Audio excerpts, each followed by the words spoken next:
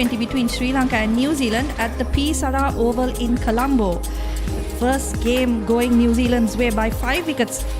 But that scoreline doesn't reflect how close it was. There would definitely have been some nervous minds in the New Zealand camp. Nevertheless, they go up 1-0 in the series after a surprising loss in the ODI series. I'm joined in the commentary box by Ricky. A big game for Sri Lanka today. Yes, good morning Estelle, good morning to all our viewers joining us here today on this live broadcast. Yes, certainly it's going to be a very good game. I feel Sri Lanka need to come back to square the series, and New Zealand, after being sort of hammered, you would say, in that one-day series towards the end, they will have a lot to play for. They will want to try and have this T20 series, take it their way, try to have a whitewash. So this second game is very, very important, and I'm sure the toss is going to play a crucial role as well.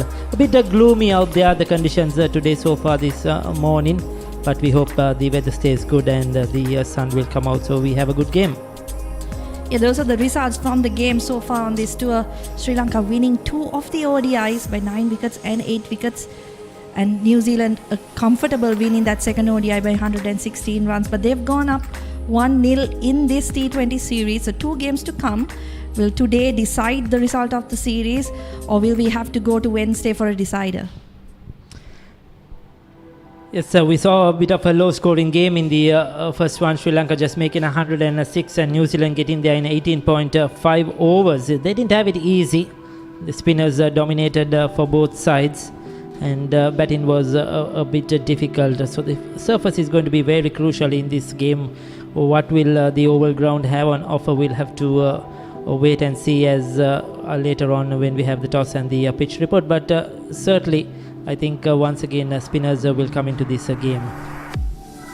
Yeah, just looking at the tally, Sri Lanka have never beaten New Zealand. So today will be another opportunity for them to get that first win against Kiwis in T20 cricket. They registered their first ODI win and first ever win against the White Ferns in the ODI series in Galle. Today will be another opportunity for them to do it in the shorter format of the game as well. Yes, I think it's the best opportunity as well as to the way they are played. They are a confident side now after winning that ODI series. So what a way to go and get that first T20 win. I mean, no better opportunity. You could square the series as well, playing on home conditions, playing on surfaces that suit their game as well. So Sri Lanka certainly will be looking forward to this. Yeah, that's a summary of the first T20. Sri Lanka 106 for 9. You'd have to say the key wicket there was from Eden Carson. She got Chamari Atapattu out in the first delivery of the game. New Zealand 107 for 5. Susie Bates top scoring with 44 of 47. Dismissed with just 3 runs required for the win, and ultimately they got home with 5 wickets and an over to spare. Yes, earlier on today, the players were warming up on the grounds. They were here early, both the teams, the New Zealand White Ferns as well as the Sri Lankan squad going through their drills. We'll see, as I mentioned, a lot of spinners in action. I'm sure the spinners will play a big role in this game. Chamari Atapattu, as always, has a big smile on her face, enjoying cricket. She was unlucky the other day, and when she fails generally in one game, she comes good the next one. That's sort of a player she is. And as we were talking off here, so 2 ducks or 2 first ballers and then 2 hundreds. So probably then way things have gone. She's due today, and Sri Lanka cricket will be hoping, Sri Lankan cricket fans will be hoping Chamari will come good.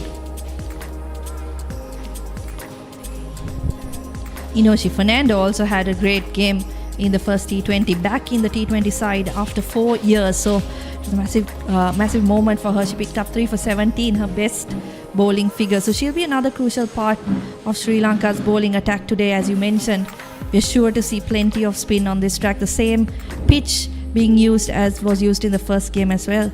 Yes, Inoshi Fernando, she looked confident in the field. She held on to a very good catch as well to pick up that first wicket at mid-on for Skyer. So she looked very confident. She was running about. She was good in the outfield. And she bowled with a lot of control, I thought, in that game, much better than some of the seniors did, like Oshadi Ranasinghe or even Inuka Ranavira. So she's going to play a crucial part, and I'm sure she will look forward to continue that momentum. Yeah, speaking of the conditions, Ricky, we had Gamini Pereira down in the middle a short while ago for the pitch report. Good morning, everyone. Not the brightest day you'll ever see. Sun is still trying to creep through the clouds. Temperature is around 28 degrees. Let's hope that the rain will stay away for us to have a good game. 63 yards right around. Although it's slightly on the heavier side, you'll get enough value on it. Well, we are on the same surface as the first one. Lot drier, I'll tell you. Still hard enough. All these little cracks will not have an effect when it comes to batting. Hardly any grass on it. It's going to be a lot slower today. It'll be easier while the ball is new, but as it gets older, it'll be too pace, so you'll have to really have your control when it comes to hand speed. Spinners might be able to take some bite off the surface. As far as the fast bowlers are concerned, well, their work is cut out. Incidentally, both teams combined, their faster bowlers bowled 7.5 overs in the first ODI. Unless you have your pace and length variations in your skill set, well, they will not be trusted to bowl on this one. So what are you going to do when you win the toss? On a surface like this, around 140, 150, batting first will put a lot of pressure on the chasing side. But having said that, New Zealand skipper Sophie Devine mentioned about that they have no idea of how many to get if you bat first on a track like this. So she opted to chase. Sri Lanka won the 2 games in that ODIs, rain shortened games, both of them, by chasing. So I'll say tactically, both teams will be looking to chase. Gamini Pereira is still looking very fit and slim out there in the centre with that pitch report, isn't it? Yeah, always. That's always the case. Win the toss and chase is what he says. Be interesting to see what happens. That's exactly the thought process that went for New Zealand in the last game. We saw in the first 3 ODIs, they won the toss and decided to bat first, but change of plans in the T20 series. Will it be a 5th toss for Sophie Devine to win, and how crucial will that be? Yes, I think it's going to be very crucial to what she will do if she wins the toss again. Will she opt to bat second like Gamini mentioned in the pitch report, and what Chamari will opt to do? But like we saw, even batting second, they struggled to get, it was not easy to get to that 107. They used up 18.5 overs.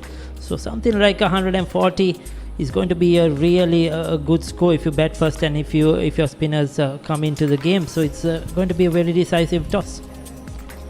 Yeah, speaking of how decisive the toss will be, let's see what the captains had to say to Damit Veerasinghe at the toss.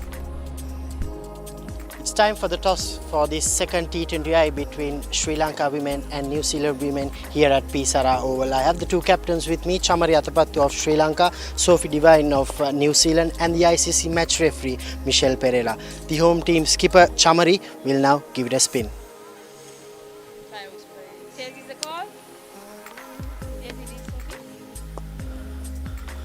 Sophie has won the toss once again. Sophie, what are you going to do? We're going to have a bowl first today. Is it going to be the same game plan just like in the first T20I? Look, I think that's the blueprint, but we've got to be pretty flexible. Obviously, it looks like there's a bit of weather around, and we know that the Sri Lankan team are going to come out strong after the first performance. Any changes to your team? Yeah, just the one change. Fran Jonas comes back in for Hannah Rowe. Thank you very much, Sophie. Wish you all the very best. Thank you. Chamari, if you had won the toss, what would you have done? Definitely we will bat first, yeah. So now you all are batting first. What sort of a score do you want to post? I think this condition is really good for batting, but I feel that the condition a little bit slow, the pitch will be a little bit slow, but 140, 145 is good score in this wicket. Any changes to your team? Yeah, we have 2 changes, Hasini Pereira and Sugandhika Datsanayaka back in the side. Thank you very much, Chamari. All the very best. Thank you so much. So the news from the centre is New Zealand have won the toss and they will bowl first. Yeah, so 5th toss going Sophie Devine's way, and once again she decides to have a bowl first. Interesting, Chamari Athapattu saying she would have batted first anyway, looking at the conditions. What do you think, Ricky? Yes, I thought so that if Sri Lanka won the toss, I had that feeling that they would have batted first because they would have felt that they could have defended if they got 140 on the board. So Chamari Athapattu, Gunaratna, Samara Vikrama, De Silva, Sanjeevani, Kavisha Dilhari, Hasini Pereira in there, and Susandika Kumari as well. Inoshi, Fernando, Ranavir and Prabodhini. So they are tightened up and even made their bowling spin attack stronger, Estelle. Yeah, Oshadi Ranasinghe missing out in this game. Sugantika Kumari coming in. Hansima Karunaratne also on the bench. For New Zealand, they've got one change as well. Fran Jonas coming into the side instead of Hannah Rowe. So they've strengthened their spin bowling attack. Left arm spin of Fran Jonas, I'm sure will be really useful, especially against the right-handers in the Sri Lankan side. Apart from that, no changes for the visitors.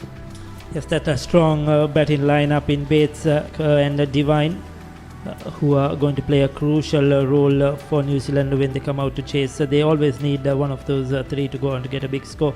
But their spinners, they look good as well, and they look a strong attack a combination, a good strong bowling combination.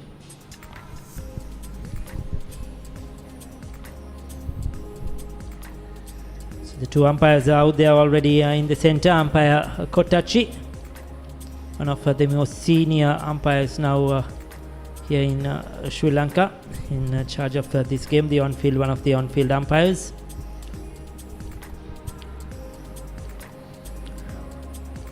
And the two opening batters for Sri Lanka has the New Zealand team with a big smile on their face that they're enjoying their cricket. That is what's needed. I'm sure they enjoyed their tour to Sri Lanka, though they lost the ODI series. It has been a learning experience for them as well, playing on these sort of surfaces. And they are a strong bunch. So Chamari Atapattu duck in that last game. But the strike rate is very crucial, 103. Average at 21, well experienced, over 2,400 runs. The number one ODI batter now in women's cricket. She'll have a lot to do. I'm waiting to see if she's going to take strike once again in this game. That is crucial. She did in that last game. She is, isn't it, Estelle? So she's taking on that responsibility from ball number one. Looks like there's been a last-minute change of mind. It'll be Vishmi Gunaratne taking strike against Eden Carson, who I think really struck the decisive blow in that first over of the previous game. Just an arm ball to Chamari Atapattu. There you go. Vishmi Gunaratne's record so far, 17 games, a best of 45, which came at the T20 World Cup earlier this year. She was really good in the first T20. I thought she took the attack to the New Zealand bowling. Scored a couple of boundaries and really gave the innings a little bit of momentum in those early overs despite the loss of Atapattu's wicket. Yes, you could see her game developing over the last few months, over the last few series. Her batting is getting better. She's playing more shots. She's playing more aggressive cricket. And that fear factor she had in the start of her career as a 17-year-old, you understand, that is gradually going away now. And she's looking more comfortable against a stronger opposition, against a stronger bowling lineup. And that is good for Sri Lanka women's cricket if Vishmi Gunaratne can grow in stature. And I'm sure she can learn a lot with Chamari Atapattu at the other end.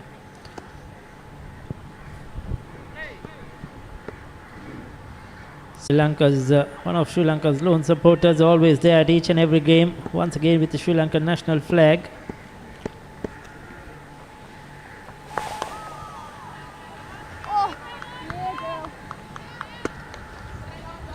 She's looking to keep it straight, bowl stump to stump, not to give Vishmi Gunaratne that width outside the off stump. She likes the width, she likes to go through the offside. Even there you could see she was trying to give herself some room to squeeze it into the offside.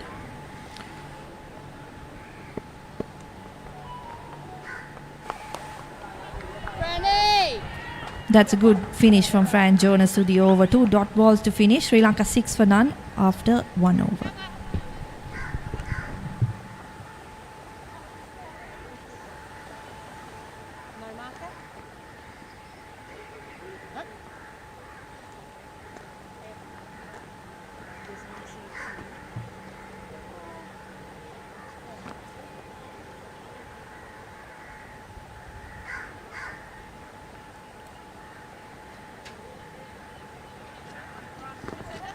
Little bit towards off. Center.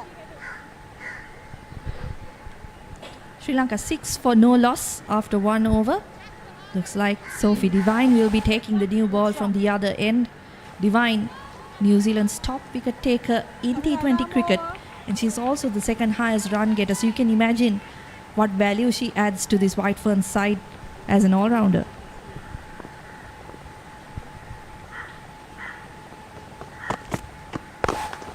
It's taking the new ball.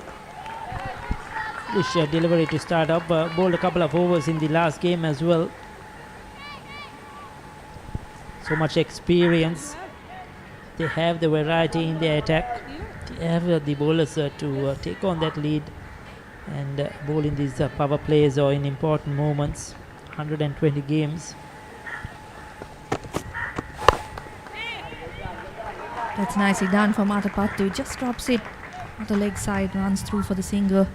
She'll realize how important her wicket is to the Sri Lankan innings today. Really struggled to get going in that first T20 after the setback in the first delivery. Yes, I think Chamari Atapattu is the difference of Sri Lanka making a total of 100 or going 140 plus. But if she scores, Sri Lanka can get 140 plus. But if she doesn't, Sri Lanka struggles to get past that 110, 115 mark. That has been the maximum if you analyze how they are played over the last several series or the months. So when she fails, they tend very difficult to get over 120. It will be called wide. Little bit of extra effort in that delivery. Left hand, right hand combination good for Sri Lanka as well in these power play overs. Vishmi Gunaratne wouldn't mind that line from Sophie Devine. She'll be looking to go over that mid wicket, you feel. Does have a lot of shots on the leg side. This time wide outside the off stump. Gunaratne not able to make contact. Again going really hard, so that's interesting to see. We did see in the ODIs Gunaratne just trying to give the strike to Atapattu, just trying to stay in for as long as she could. Looks like a lot of those plans have changed with the T20s. Yes, the very first delivery she got as well in this innings. She went over the top to the offside. Inside edge onto pad. She's certainly looking to play a few more shots. What she could do is also try to get those singles in between, and there is always going to be those good deliveries. So then you need to just keep rotating the strike, give respect to the good delivery. If it's a poor delivery, put it away to the boundary. That's where I think Vishmi Gunaratne can work on a game quite a lot. Yeah, and if you look at the fielders on the offside as well, they're right at the circle. So the opportunity for singles is there. That's a good shot. Gunaratne not really able to find the gap. She picks up one nonetheless. So I was saying, all the fielders are right at the edge of the circle. So there is that opportunity to kind of drop and run if Gunaratne and Atapattu are looking for that. So those soft hands using your wrist, very, very crucial. A pace for Chamari Atapattu. Good bowling though by Sophie Devine. She's keeping it straight, not giving Atapattu that width outside the off stump where she is so strong. 2 overs completed, 10 without loss.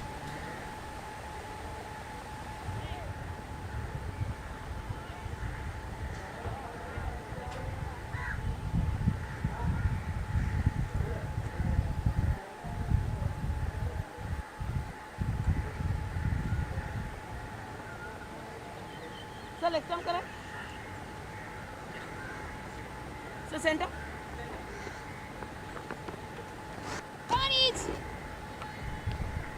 Sri Lanka 10 for no loss after 2. Atapattu on 2 of 3 deliveries. So far, Gunaratne has been kind of the dominant partner, has got more strike. Eden Carson into the attack now that Atapattu is facing up. Interesting how she goes here. Will she bowl the arm ball once again? So she has a long off on the boundary and a deep mid-wicket. Patrolling the boundary line. So 5 fielders on the offside.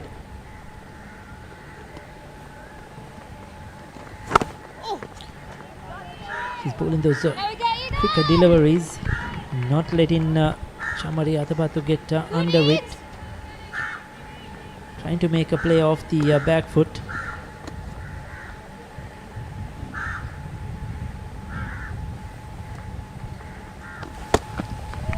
Need a lot of skill to bowl in the power play overs with the fielders up, and bowling to a player in the caliber of Chamari Athapattu as well. Carson so far has done a good job. Yeah, I think if you see how Fran Jonas and Carson have gone about things so far in this innings, they've bowled a lot quicker. Haven't really been tossing the ball up, especially to Athapattu. Chamari Athapattu has to have that patience. She's going to get that loose delivery.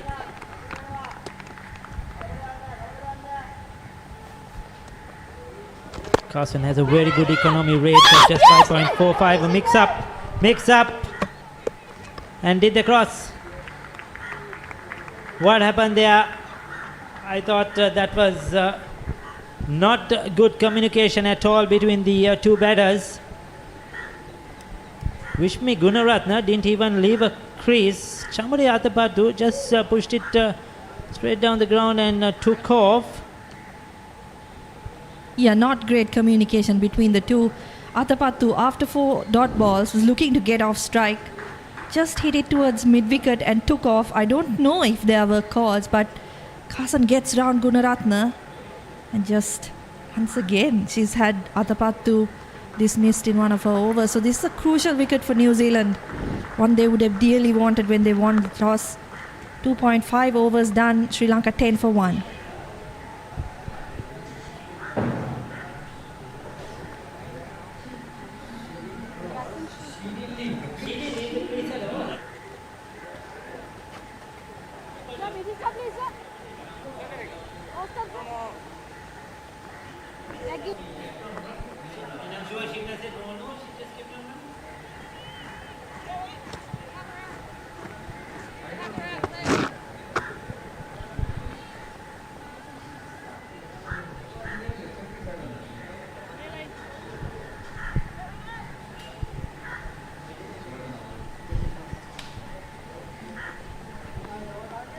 So there you go, that's a big wicket for New Zealand. 2.5 overs, 10 for 1. Chamari Athapattu has been run out. Harshika Samaravikrama into the crease.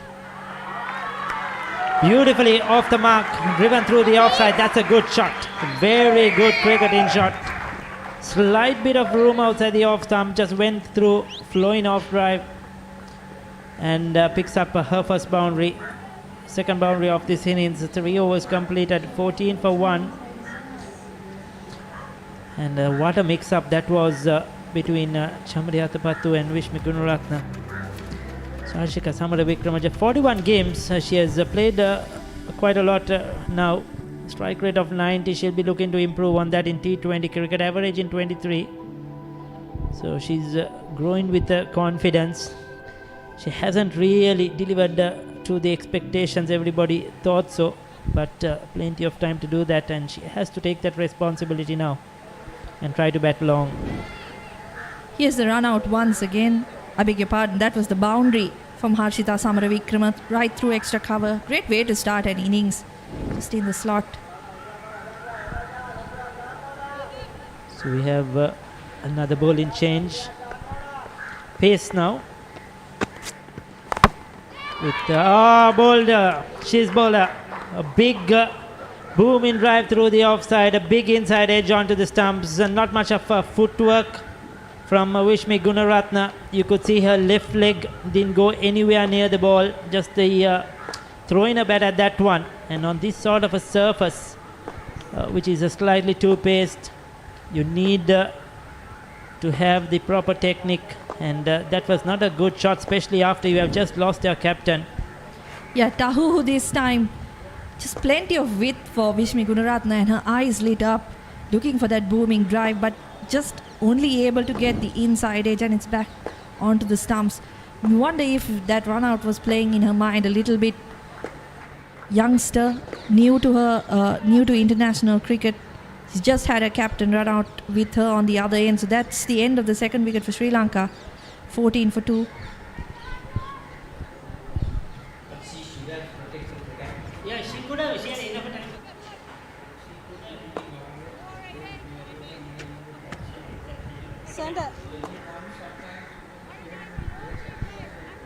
Kavisha Dilhari in at number 4 today. The one who had a decent run in the ODI series, so we'll have a little bit of confidence coming into this game. Plenty of time remaining in the match, so there's time for her to settle in and get Sri Lanka towards a good total. Is promoted up the order, has to take on the responsibility. So now it's interesting to see with Chamari Athapattu gone, how much Sri Lanka could get in the last game too, when she was out in the first ball. Now on our minds was how much Sri Lanka could get, and it's interesting to see how they go about their work. They had a few good batters in this lineup, some experience as well, with Hasini Pereira in the squad. Kavisha Dilhari, 36 matches, a best of 47, not out. She's another one that Sri Lanka have stuck with, a younger player that they have put a lot of faith in. Beginning to repay it. Big appeal for Tahuhu, and that's given. It's a massive wicket once again. Just missing a straight one. That looked out. She was playing across the line. She was walking across her stumps. And soon as it hit, I thought that was a goner. Tahuhu keeping it a wicket to wicket, stump to stump. And Kavisha Dilhari, she was in a tangle. There you go. That looked out. That would have crashed into a off stump, I feel. Was it probably outside the off stump? I think that would have been an umpire's call at the end. That seemed a good decision. Kavisha Dilhari out without scoring. Sri Lanka 14 for 3.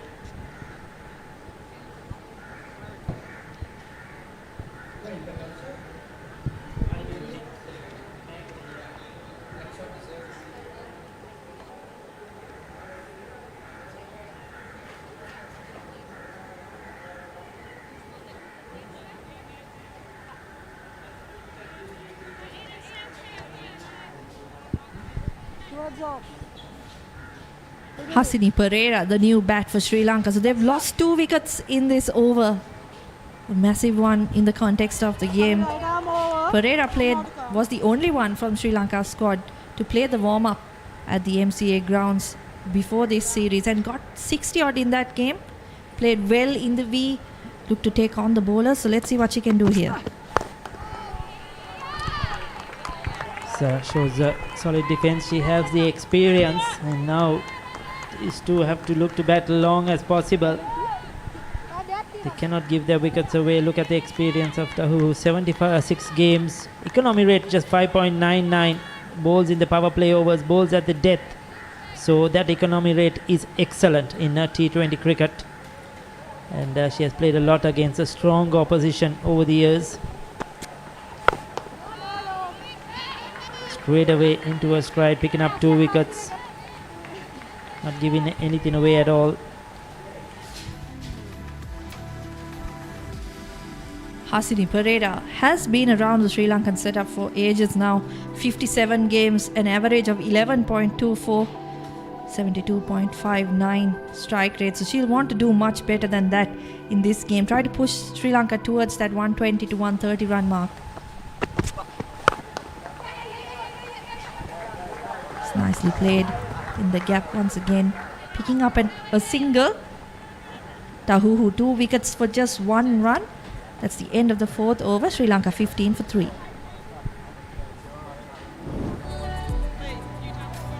So there you go, the wickets to fall. That was the run out.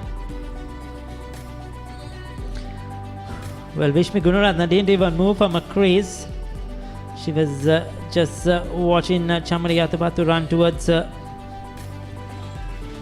big inside edge. After that, she was clean bowled, and then the LBW. That was marginal. The umpire went with the bowler. Could have gone either way, probably. But Sri Lanka definitely in lots of trouble at the moment.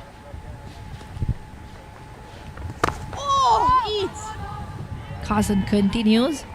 Got 2 left-handers on at the crease right now for Sri Lanka. She'll like that. And to take the ball away from the left-handers.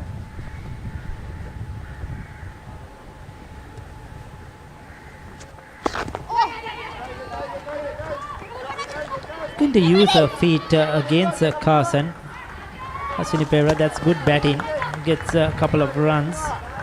Could see she was looking to come forward, take a step forward down the track to negate that little bit of spin.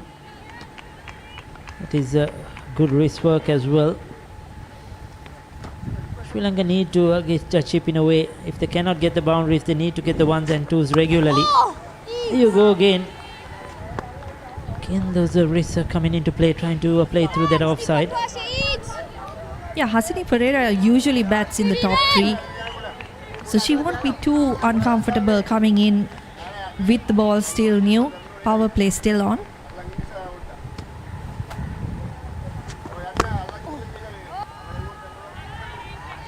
So I like the confidence she's showing. She has to have that patience as well. No hurry at all. Still 15 overs remaining after this. That's a long way for these for this team.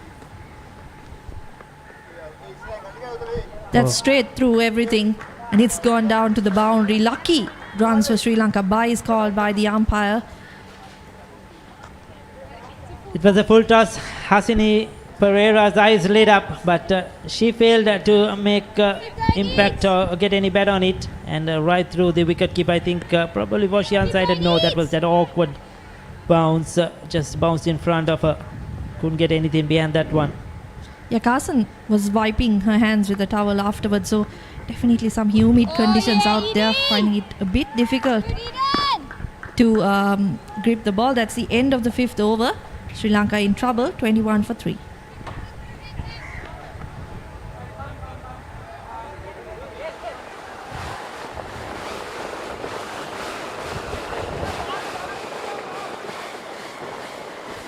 Just at the 5th over ends, you see the covers coming on, a light drizzle here in Colombo. It's been gloomy all day. Lots of cloud cover, and finally some rain coming down. Hope it's not too long of a break. New Zealand have had bad luck with the weather in this tour so far. 2 games affected by the rain. They've lost. They will hope that that's not the case this time. Yes, we hope that it will clear out. It has been like this all morning, a slight drizzle, then again bright sunshine. On my way to the grounds as well, I happen to witness this quite a lot. So we hope that the rains won't hang on for long, and it will clear out quickly as possible, so that we will continue with the game. Right now the ground staff doing their hard work. As always, Sri Lankan ground staff, they are up to the task quickly to get on the covers, cover the surface and the square.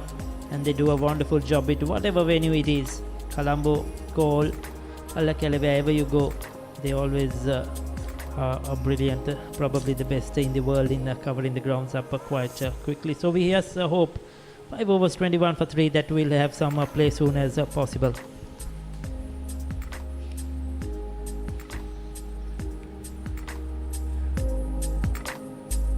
The ground staff and the groundsman in charge, the curator.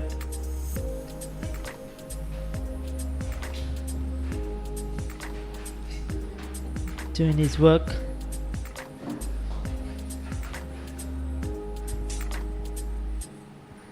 No easy task. Those covers are very heavy. If you try pulling them, they're very heavy, and when they get wet, it's even more difficult.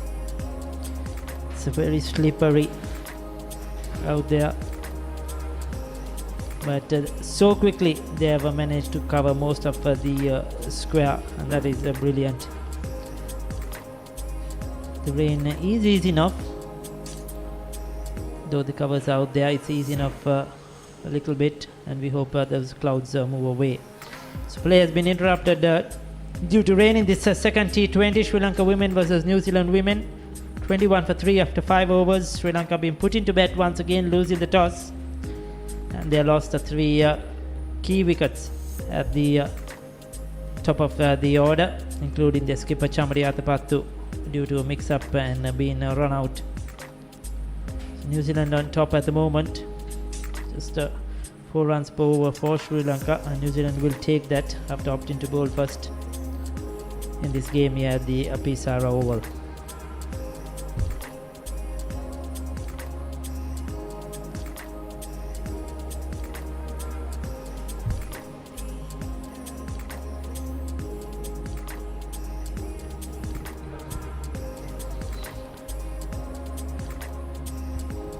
bit of a grey cloud cover over the grounds.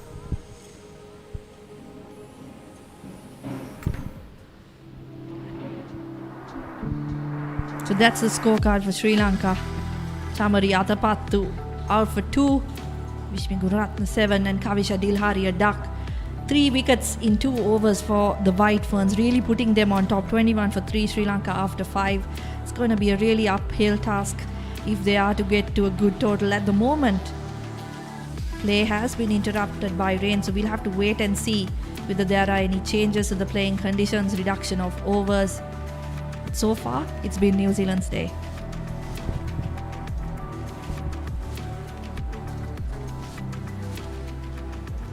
Yes, the spinner started off Franjana 1 over just for 6 runs. Sophie Devine 1 over for 4. Eden Carson 2 overs for 6. And Leah Tahu picking up 2 for 1 of a 1 over. She was outstanding. She broke the backbone there of the Sri Lankan top order straight away and put New Zealand on top. So wickets falling very, very quickly at 10, 14 and 14.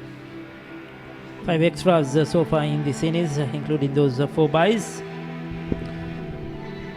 Take a look. So this is the innings so far. That's the first boundary. Vishmi Gunaratne just getting it through the offside. Eden Carson with a misfield, and there the crucial moment of the game. Eden Carson just picking up the ball, throwing it to the wicket keeper. That was a bit of cricket from Sri Lanka, you have to say. Harshita Samaravikrama started off with a boundary through the covers. I have to think that she's going to be a key for Sri Lanka's success here. Next over, Tahu Hukam is in, gets Vishmi Gunaratne bowled. Then a couple of deliveries later, traps Kavisha Dilhari in front of the stumps. Umpire Nimali Pereira giving that out. So 3 quick wickets for New Zealand after a steady start for Sri Lanka, really putting them on top. That was the last bit of play before the rains came down. Hasidi Pereira missing a full toss, but lucky for her, went through the keeper and down to the boundary. Yes, so we'll take a short break and we will be back soon as we have some good news here from the Pisara Oval.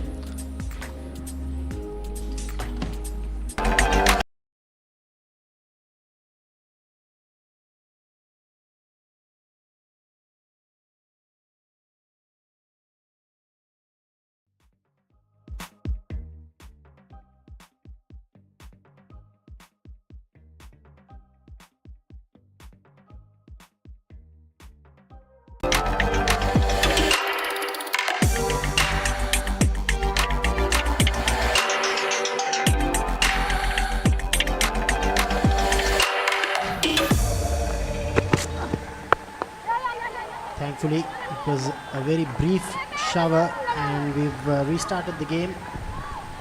And because of the 2 boards have agreed, the reserve time for this T20 and the next one will be 120 minutes. There's no reduction of overs. Usually it's 60 minutes. Leah Tahu bowling her second over.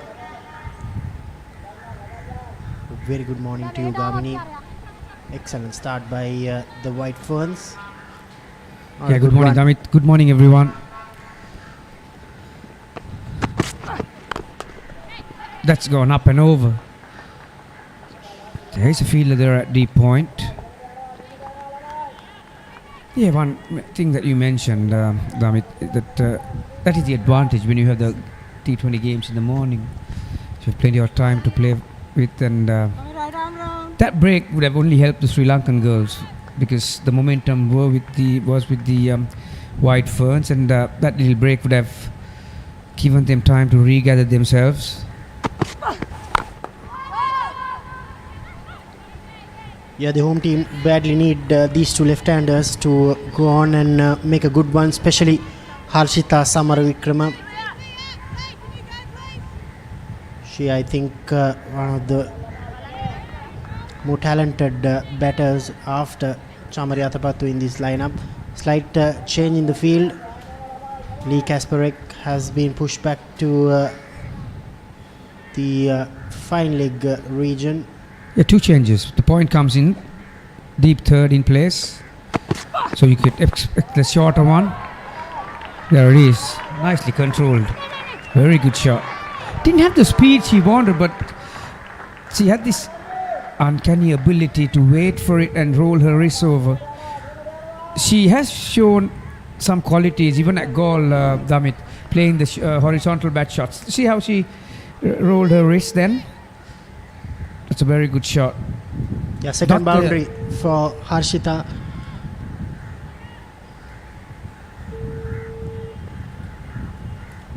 The field remains the same for Tahuhu. It's another poor delivery from the experienced campaigner. Just a single that time. I mean, as you said earlier, Harshita, she looked good when she's in the middle. She has a good opportunity to go on and make a big one. Hasini Pereira, as Mr. mentioned, she's got a good 60 in that warm-up game. She seems to be timing the ball well. End of the power play and the 6th over. First one after the rain interruption. Sri Lanka 29 for 3.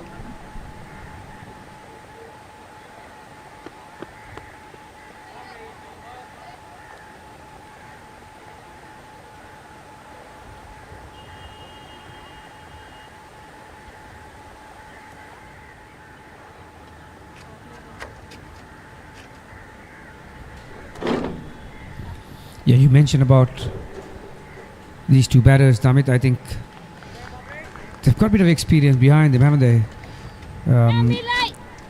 Samara Vikram and Pereira.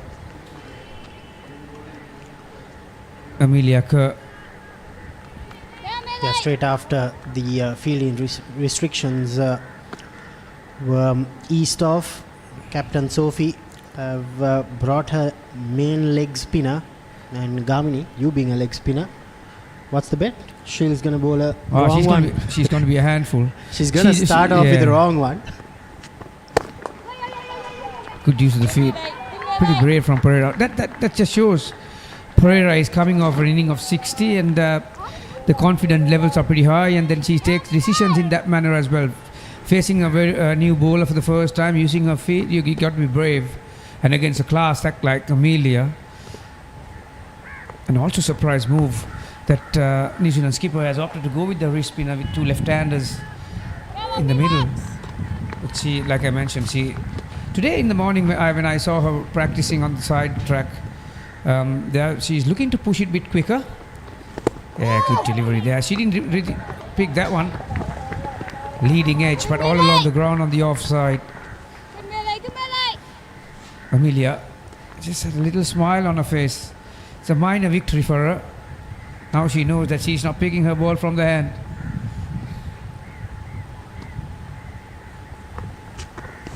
Oh, that's a wonderful stroke from Hasini Pereira. That's her first boundary. She seems to be reading Melika much better than Harshita Samaravikrama. Yeah, mid-on was up in the circle. That is because normally against a left-hander right-arm wrist spinner probably would have the mid-on down and the mid-off is up, but maybe she's looking at the googly as a stock ball or the wrong one. She had the mid-off down, but the mid-on up. Now the mid-on goes down. There's a straightish mid-wicket. Oh, wow. She was very brave. She was looking to play the field. Hasini Pereira, bottom edge.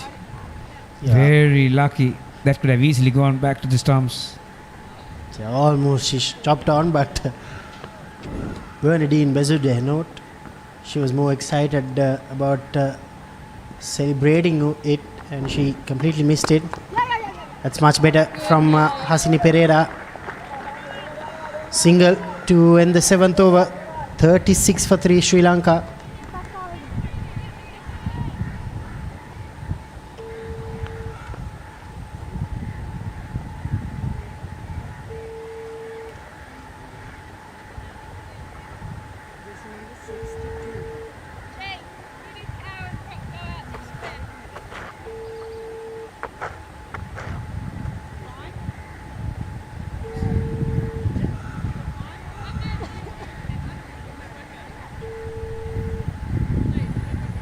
double bowling change. Here's Lee Kasparek.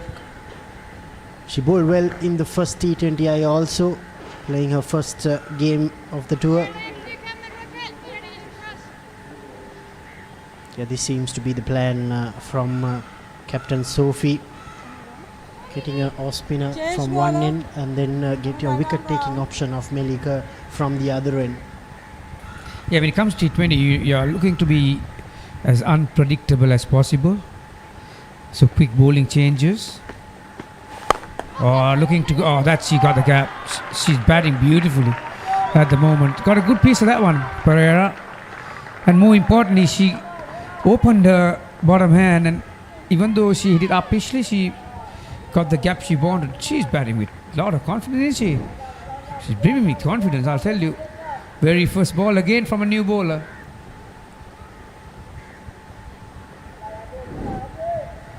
I think the New Zealand skipper is having a few things to think about at the moment. The change in the field, the mid-wicket comes towards the offside. I think Kasparek got a bit more turn than the other spinner, didn't she, in the first one? So now there is 4 inside the circle on the offside, a point, cover, short extra cover, and a straightish cover, extra cover, and a long off 5. This time she gets across the stumps. And another single. Good batting this, putting a lot of pressure on the White Fern bowlers and the fielders. Yeah, so far these two have added 27 runs. Good response from Harshita Samaravikrama. They say when it's behind the keeper, it's the call from the non-striker. She responded well.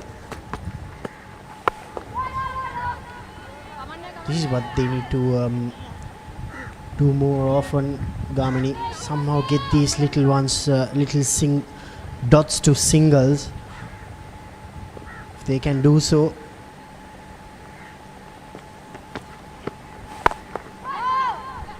Missed out on that one. Yeah, straight away. Again, 4 balls, just 5 runs. They got a boundary of the first delivery.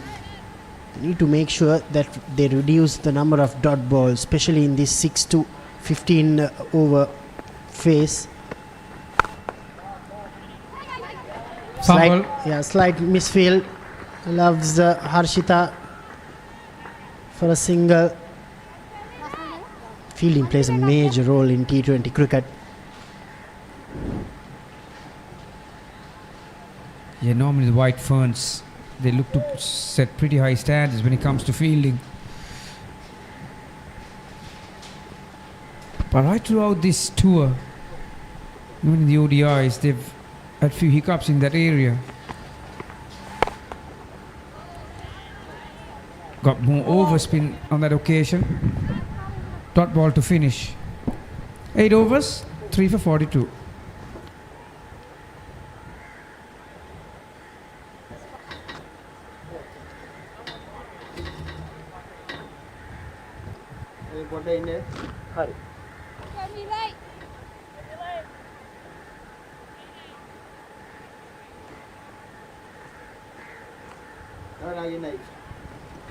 Hurry.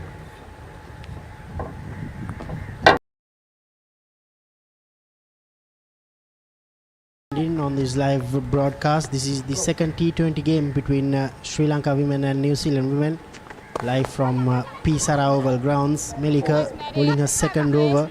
New Zealand won the toss, elected to bowl first. They won the first game convincingly a couple of days ago at the same venue. Sri Lanka won the ODI series 2-1. That was in Galle.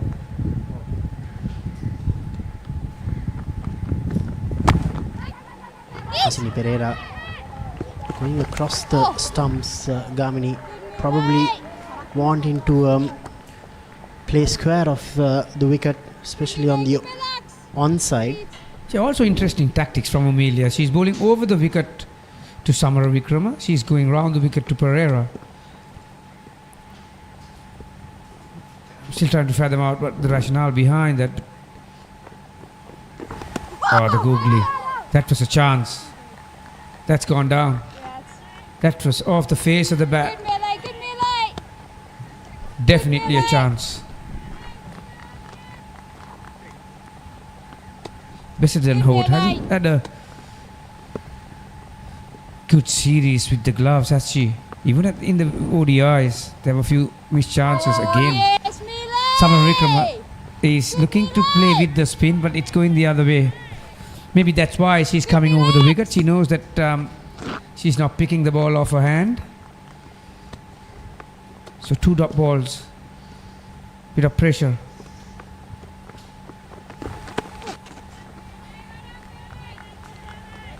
She's got good spin for that wrong one also, Gamini. It's never easy for a left-hander if you're not reading a leg spinner, and if the leg spinner can turn away from the bat just like that. Good bowling from Melika. Harshita Samarawickrama now for the last 6 deliveries she has got only 1 single.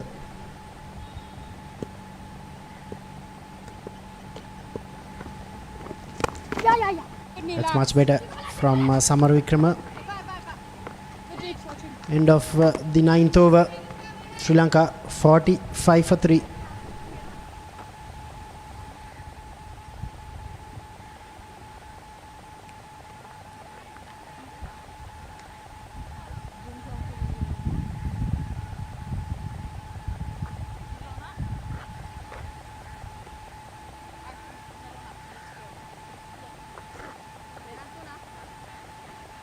Change bowling number 4.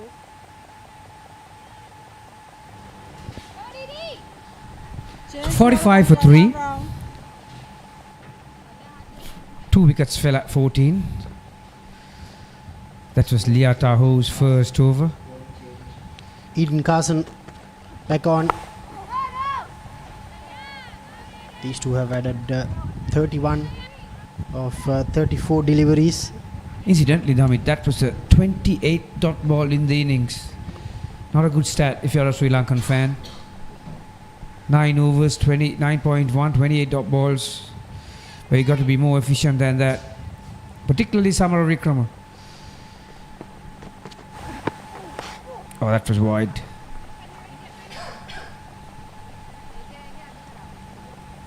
Yeah, I'm sure the batting coach Malinda Varnapura will make a note of it.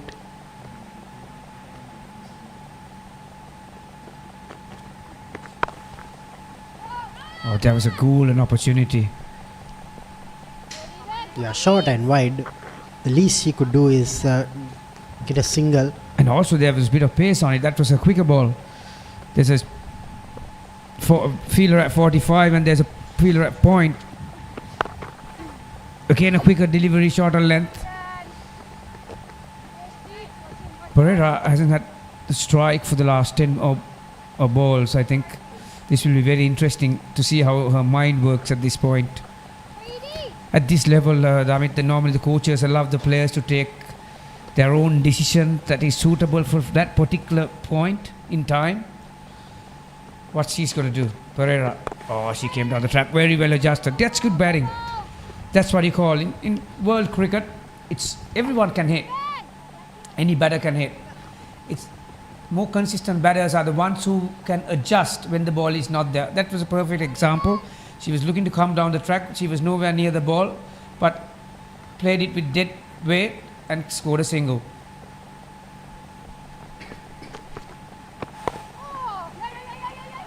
That's much better from Harshita Samarawickrama using the pace.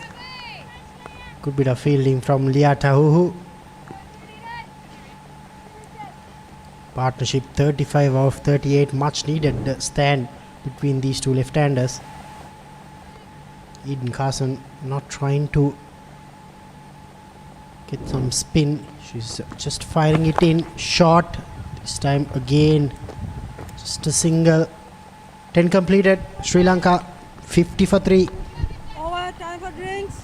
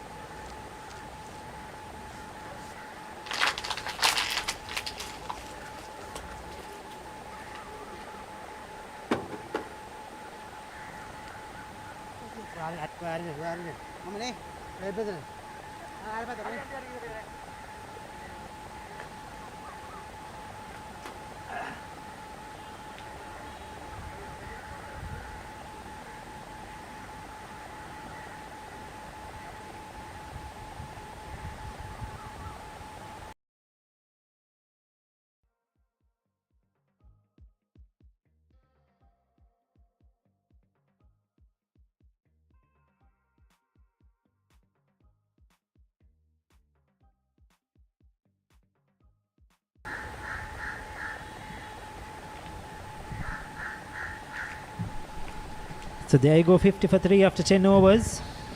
Sri Lanka after being put into bat once again by New Zealand in the second T20. They have struggled so far.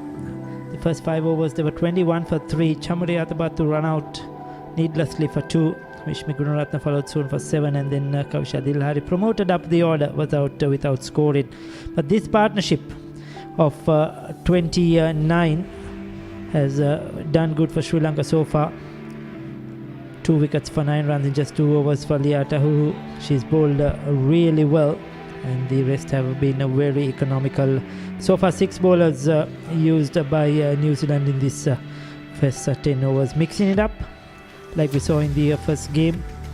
1 over spells for most of them, and that is how they will go right throughout these 20 overs. Sri Lanka got off to a reasonable start. Vishmi Gunaratne picking up a boundary early, and then this run out. Chamari Athabattu just kept on running. Vishmi Gunaratne at the non-strikers end just kept on standing and looking at the non-striker. Samar Wickrama got off with a boundary, then Gunaratne departed, and Kavisha Dilhari LBW as well in the same over to Tahu. They were 21 for 3 when the rains came down. There was a short break in play, but since the play has resumed, Hasini Perra and Harshika Samaravikrama have managed to put up a steady partnership. They need to keep going. 10 overs remaining. How much Sri Lanka will get if they go 7 runs per over? They can get to 120. It's interesting how they will bat the next 10 overs, isn't it? A warm welcome to Andrew for the first time today into the com box. Morning, Ricky. Morning to all our viewers. Nice to be here. Yeah, a lot to do with Sri Lanka. It was a pretty disastrous power play, and these two now, I think that the partnership's worth 37. Couple of boundaries to their names, both settled in. They've got to keep doing what they've been doing. The partnership is 37 in fact. I feel to get to a minimum target of around 120, Andrew, 7 runs per over. It's quite a big task when you look at the Sri Lankan batting and how it has gone, especially the way they batted in the first T20 as well. Nothing is impossible, but certainly this pair have to bat as long as possible, I feel, if they're going to get anything near that 120 plus, isn't it? Yeah, and it's not the kind of pitch where you can come in and immediately do well. It seems it's the same surface that was used for the first one dayer, and we saw how low and slow it was on that occasion. And it takes a little bit of getting used to, and New Zealand they've strengthened their spin attack going into this match. They've got some part-time options as well. The likes of Brooke Halliday, who can bowl those cutters that we saw in the last game. So they've got an attack that's well suited to this surface. This is a good bowling, keeping things quiet. Sinipevra, she's in form, 20 of 25. Good knock in the warm-up game as well. This is the first game she's playing for this series. Didn't play the ODI series, and she's done well so far. Lots of experience for her, Sinipevra. So this is sort of a comeback game for her. 11 overs completed, 4 runs off that over, 54 for 3.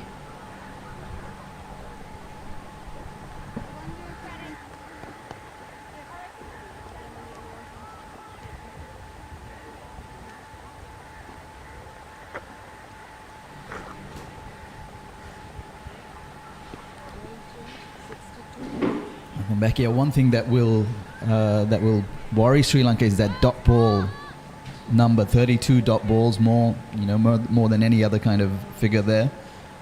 Of course, they'll want to hit those boundaries too. But for these two, what's important is to play out as few dot balls as possible. Right now, they're not taking any risks.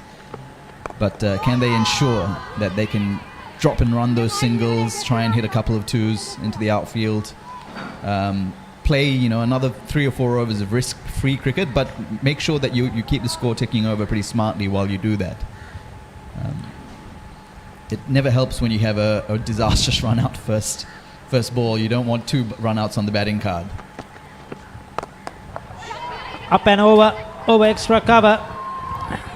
Might not have the legs to take it to the boundary. They'll get a couple of runs.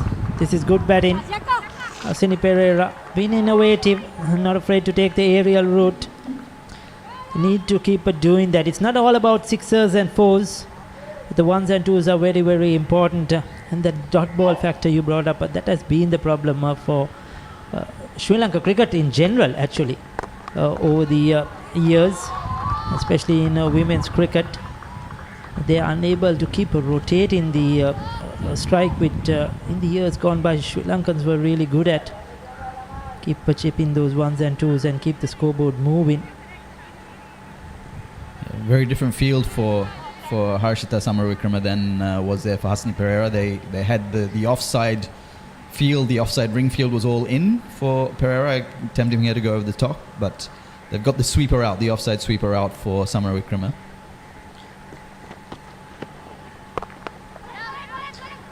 Manages to get a single. A little bit of miscommunication there as well, but they end up sorting it out in the end. Plenty of space out there. It's interesting to see the field changes. Both left-handers once again straightened in the offside inner ring for Hasini Pereira. She has the option of going over extra cover, which she does. There you go. I thought she will pick that area. That's a good shot. That's a clever batting by Hasini Pereira. She knew where exactly she wanted to hit that ball. Soon as he saw it floated up outside the off stump, went through with it and intentionally hitting it aerial, picks up a valuable boundary. Yeah, fantastic use of the feet as well. Something we saw New Zealand do in the first match, using their feet quite often, and Sri Lanka didn't do so much. This time, Hasini Pereira coming in. And although she didn't quite get to the pitch of that delivery, she went through with the shot and made a fantastic connection. She has to be careful here. Still, there is nobody on the boundary towards extra cover backward point region. And this was expected. Bowling it much straighter now, strengthening the onside field. Keep bowling on that leg stop line. But good batting. That was a good over, productive over for Sri Lanka. 12 completed, 63 for 3.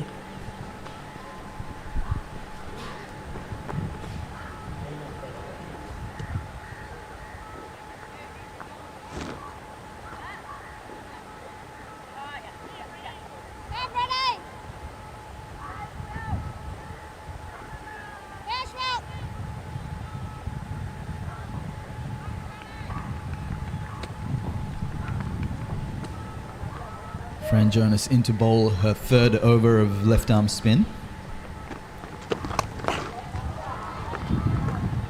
It's, there's plenty of cover on the leg side. That was a good shot with Harshita Samaravikrama, or Hasini Pereira, sorry, moving across the stumps to make that what was a pretty straight ball into a good stroke, but there's plenty of cover there for New Zealand.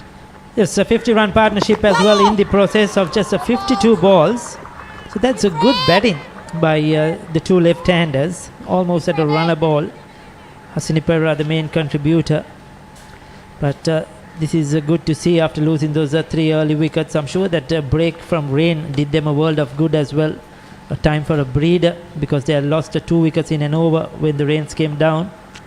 So they could have gone back to the dressing room, strategized, made some plans, come out there. Just in the last couple of overs, you can see a little bit of a change in Hasini Pereira's batting, using her feet a little bit more intent, more positivity. We saw in the rain, there she comes again, she's down the track, and she won't quite get a boundary, but they run a couple.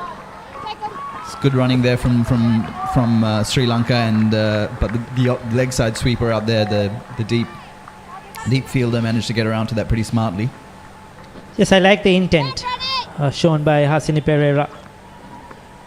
She's using her feet, as you mentioned. She's looking to hit over the top, walks across the stumps and swings it towards the square leg. She was probably looking to get it much finer so she could get a boundary. Unfortunately, just a single, taking some risk in the process.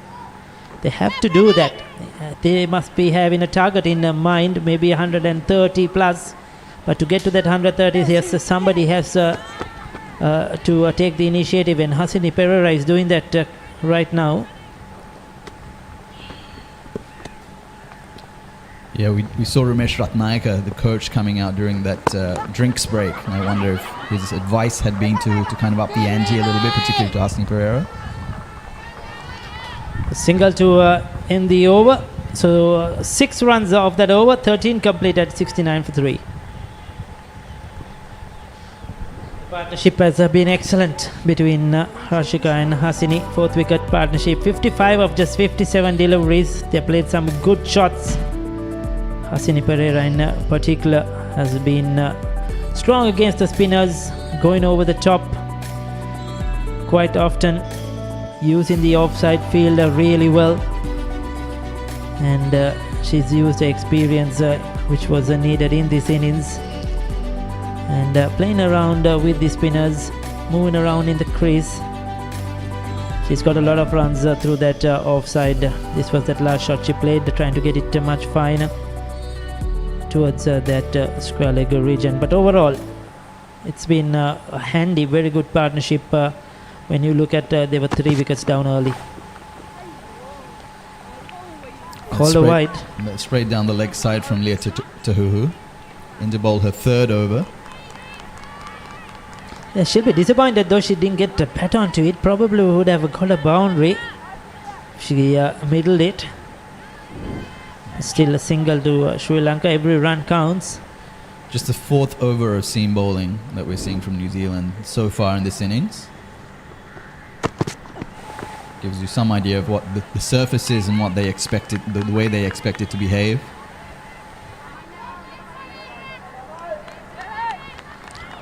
Leah Tahuhu in her very first over, picking up those 2 wickets over Vishmi Gunaratne and Kavisha Dilhari. She set the tone for New Zealand. Now coming back because they need a wicket. They need a breakthrough. So they brought back the strike bowler.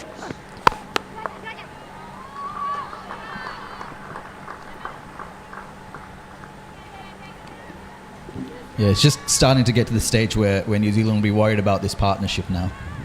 If these two continue for another 2 or 3 overs, that sets Sri Lanka nicely up for those death overs, and sets them up well to aggress, to hit some boundaries later on.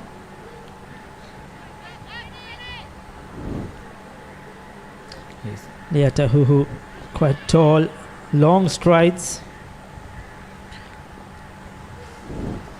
Can generate some pace.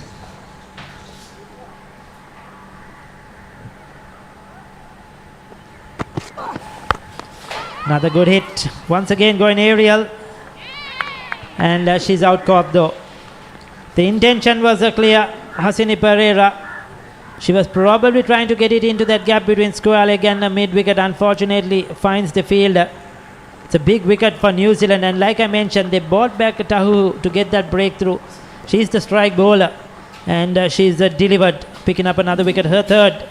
But Hasini Pereira, 33 of 35, played well until this moment. Yeah, a nice safe catch from deep square leg fielder there. Didn't have a lot to do, but got there smartly, kept her eyes on the ball. And New Zealand have broken the big Sri Lankan partnership. Hasini Pereira, who looked so good during her 33 off 36 deliveries.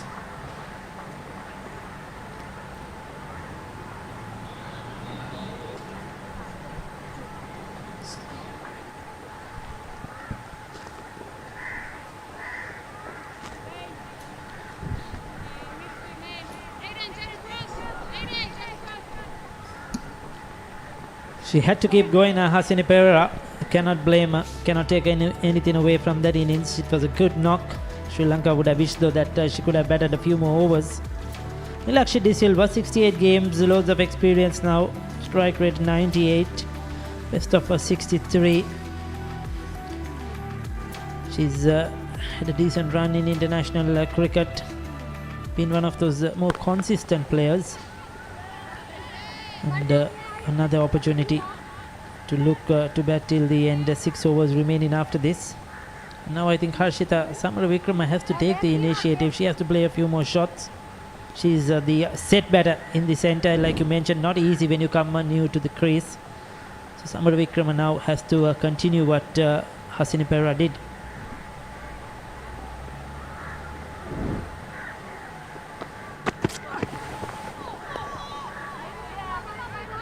Yeah, Sri Lanka have struggled with that line from the seam bowlers just outside off. We saw that in the previous match as well on Saturday.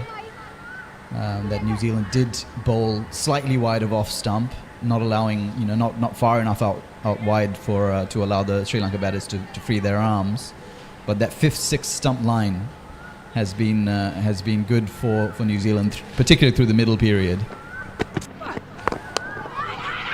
This time much straighter mix up, directed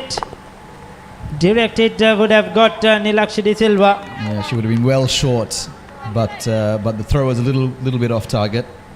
Sri Lanka 71 for 4 after 14 overs.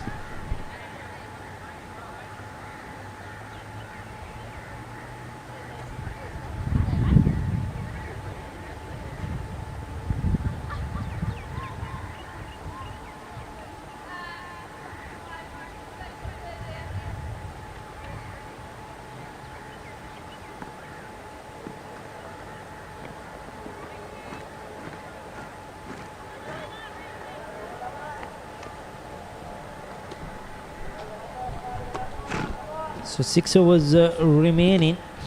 If they go run a ball, they get another 36 runs, which will take them to somewhere similar score they got in the first game. I'm sure they will want more than that. Lanka into her 3rd over. She'd had 2 wickets in the last match. So I thought she was pretty impressive with both ball and bat. Even with bat, she's the one who really took the initiative, played aggressively in the run chase. Tempting the batters to hit over that offside if they can.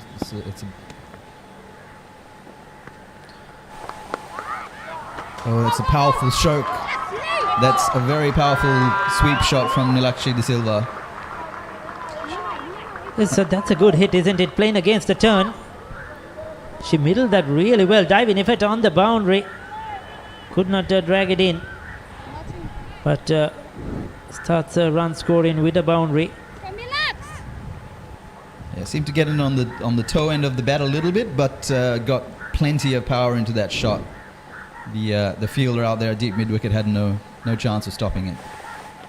Ooh, one that really some bounce for the first time probably in this series. We've not seen one jump like that. Kerr, the leg spinner, was probably always going to be the one to get the ball to behave that way, but we haven't seen one take off the pitch like that. Generally, there's been some turn, but it's been fairly slow.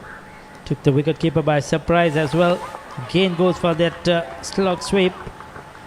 This time behind square, just a single. That's a go-to shot. She's probably really not sure which way it's going to turn. She's opted for the sweep shot to negate that bit of spin.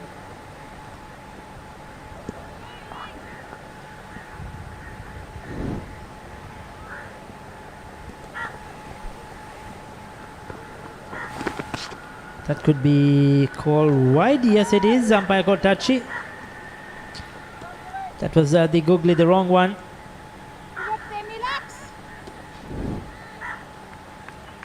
Pitched wide outside the off stump, went further away.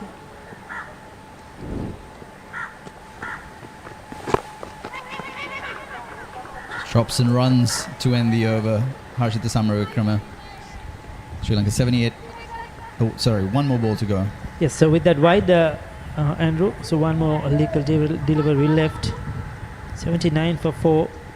Sri Lanka need to keep chipping away. 23 of 27 so far. She's done a good job.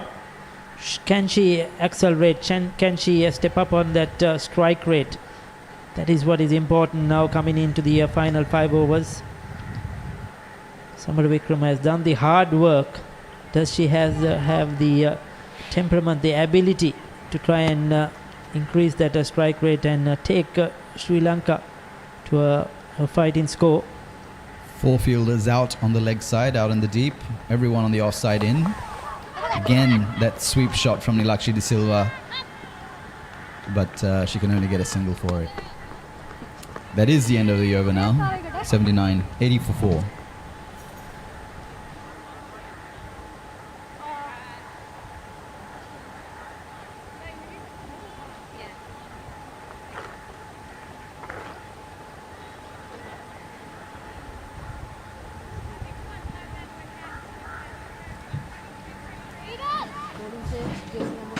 Let us come.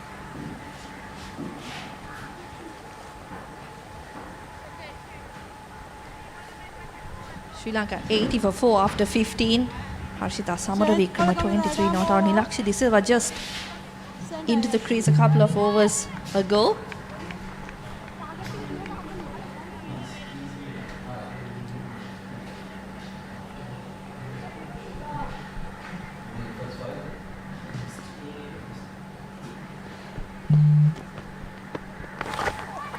Eden Carson into her final over in this game. Hasn't picked up any wickets, but I think her bowling really produced the wicket of Chamari Atapattu.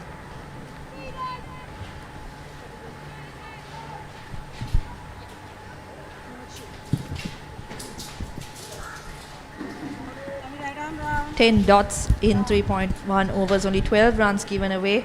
So Carson has had a couple of really good games in the T20 series. Big appeal, and she picks up the crucial wicket of Harshita Samaravikrama. That is a massive wicket for the White Ferns. Samaravikrama had got set in, was looking to score quickly in the last 5 overs, but she's been trapped in front. Not ideal for Sri Lanka going into the last stage of their innings. Yeah, that was pushed through. Right in front. No doubt about that. That was a relatively easy decision for the umpire. Yeah, good hand from her. 23 off 28.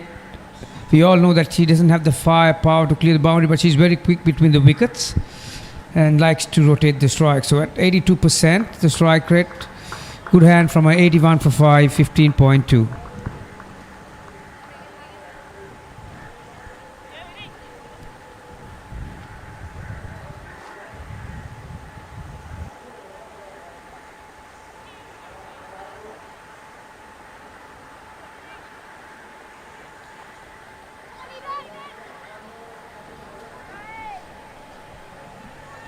New batter Anushka Sanjeevani, the keeper for Sri Lanka. This pair will have a big job on their hands. Oshadi Ranasinghe not in the side today, so she does offer a little bit of extra batting. That's Sanjeevani's record in T20 cricket. 61 her best score. Average not great. She'll want to stay till the end today. She did put in some valuable runs in the previous game as well. Yeah, her best score is 61 ST, so half of that would be enough in this occasion. 5 fielders on the leg side, 4 on the off. Gets on the back foot, punched it through the offside for a single. Sri Lanka were in a very similar situation that last game, didn't they? Weren't they 80 odd with just under 5 overs to go? I think the total they're looking at ST is around 130. So how far it went when they scored, what, just tick under 110 last time around, didn't they? Yes, they did make it really competitive with just 106 on the board. I think the key will be to pick up those 3 crucial wickets. Amelia Kerr, Susie Bates, Sophie Devine, the 3 big fish for New Zealand. They're the ones who have done the bulk of the scoring. in all the games for New Zealand so far. So those will be the crucial wickets. But first, Sri Lanka need to get up to that 120 run mark.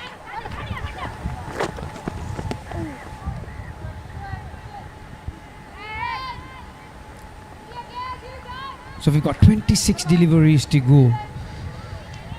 So runner ball will give them 26. Couple of boundaries, around 34, 35. Something to bowl at, really. Oh, hesitation. No single there really. Eden Carson ends her spell. 1 for 15 in 4 overs. Another good game for the 22-year-old. That's the end of the 16th. Sri Lanka 84 for 5.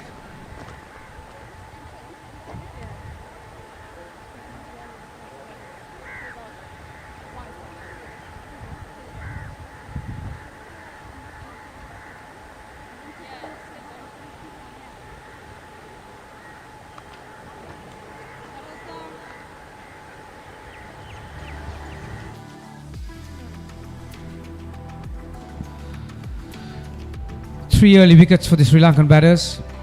Adapattu run out for 2. Kavisha Dilhari out for a dart. Gunaratna 7. And then there was a partnership, 33 for Hasini and Harshita 23. So these two batters, Nilakshi and Anushka, will have to bat well in the next 2 or 3 overs for Sri Lankans to get close to that 120 mark. Outside the line, as well as so far outside the crease. That was pretty much in line.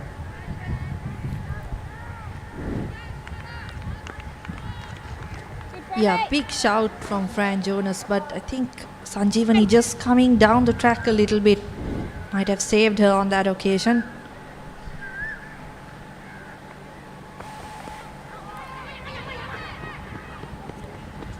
That delivery was bowled around 100 k's per hour, I reckon. Fran saw her coming. Again, another important stat. I think all our commentators were pretty much lining that out. ST amount of dot balls in this innings, and that's one area that Sri Lankan batters can work on. Certainly an area they need to polish on. Left arm around the wicket. On the back foot, straight to fielder at 45. Spinners did have a stranglehold against the Sri Lankan batters in that last game, didn't they? The White Ferns, but pretty similar story today. Yeah, both Sophie Devine and Susie Bates mentioned how these are the type of conditions they had expected coming on a tour of Sri Lanka. They didn't get it in the ODIs in Galle. They got very batting friendly wickets in Galle. So this is more of what they had prepared for in Nelson back in New Zealand.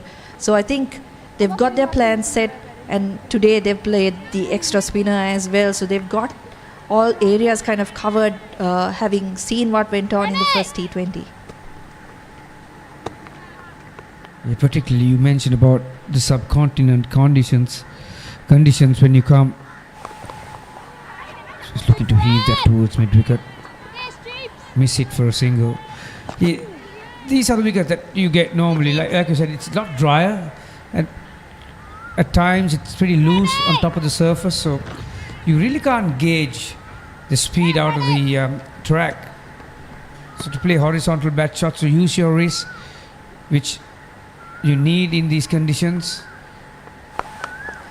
Yeah, and that's why winning the toss is so important, isn't it? Especially for a visiting team coming into a series like this. That's the end of the 17th over. Sri Lanka 88 for 5.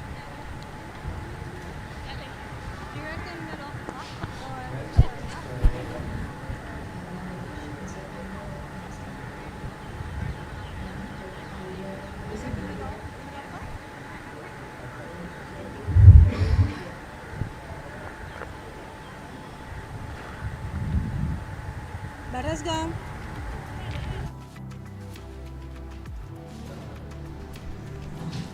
Fran Jonas and Eden Carson finishing up their quota of overs, both very economical. Carson the only one able to pick up a wicket between them. Lee Kasparek will now continue. Yes, you can see from those figures, ST, Leah and Sophia bowled 4 overs together. So they've covered 1 bowler between both of them, and then rely on the other spinners to bowl the balance 16. 2 of them have already finished their allotted 4, and then plenty of options. Amelia has got 1 more. Kasparek, who's got the ball in hand now, she's got 1 after this one. When you consider, that's been hit powerfully. That's gone the distance, and that has cleared the boundary by a long way. That's a terrific hit. Yeah, great shot from Anushka Sanjeevani. Doesn't have a massive record to show in Sri Lankan colours, but when she does get going, she can clear the boundary. One of the reasons why Sri Lanka do have her in that number 7 position. I just can't fathom out when you have the ability to hit down the ground like the way she did, risk free. Good batting this time, uses a race. The point that I was going to make, ST, the T20 World Cup in Bangladesh next year, and then followed by ODI World Cup in India. So you're going to have pretty similar conditions, the 2 cups. So New Zealand will have a good idea about their composition. Played it way too early. Well bowled that. Just held it a fraction. Yeah, and they haven't used Susie Bates today either. She did pick up a wicket in the previous game.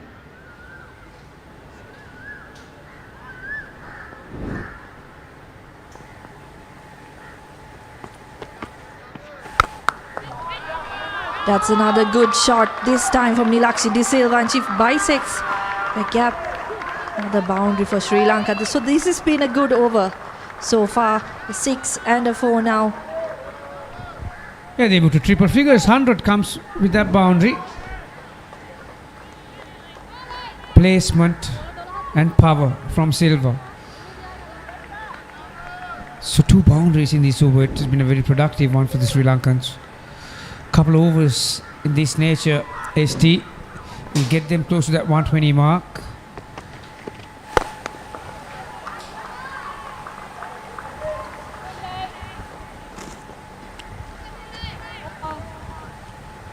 That's a good over for Sri Lanka. End of the 18th, Sri Lanka 101 for 5.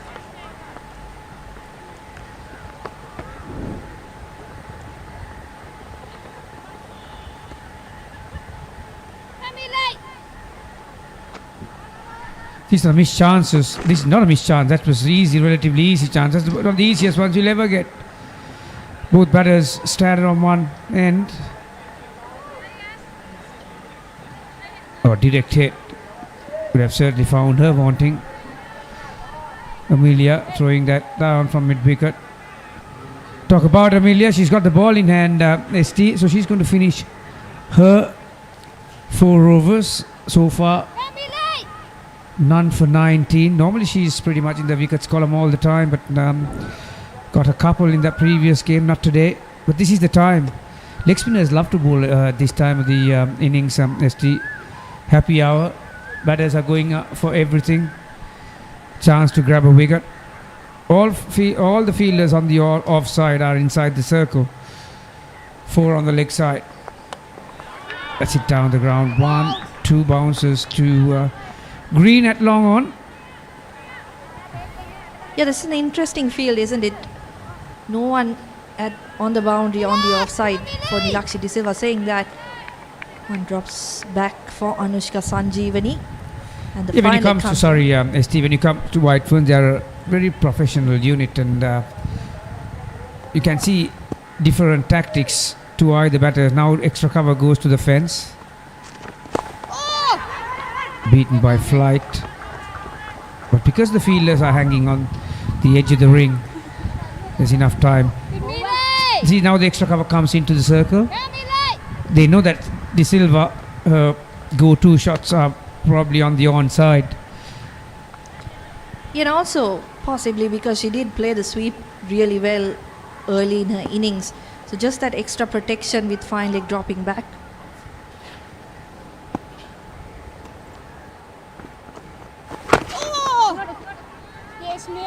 Yeah, she'll be disappointed with that.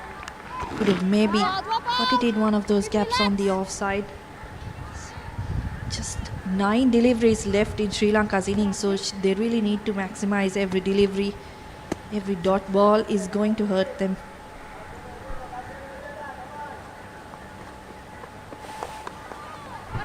Great turn, Neely. Oh, ball, relax.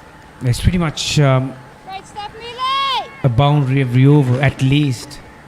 You need to have both batters lifting heavily from both sides really. So 4 deliveries in this over. Well, we've got 3 singles so far. Relax. Anushka, we've already seen her power and feet in that previous over. So where is she going to go?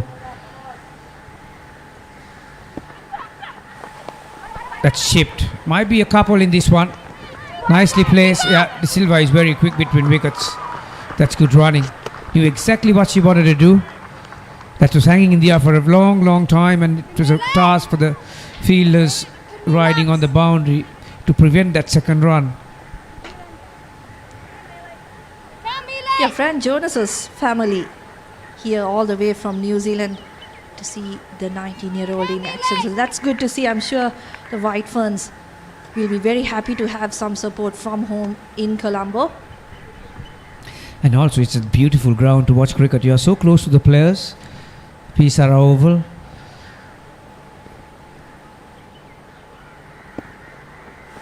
Oh, very well bowled. Again, Bernardine had an opportunity. It's a difficult take because that ball pitched right next to her feet. 106 or 7 for 5 with 1 over to go.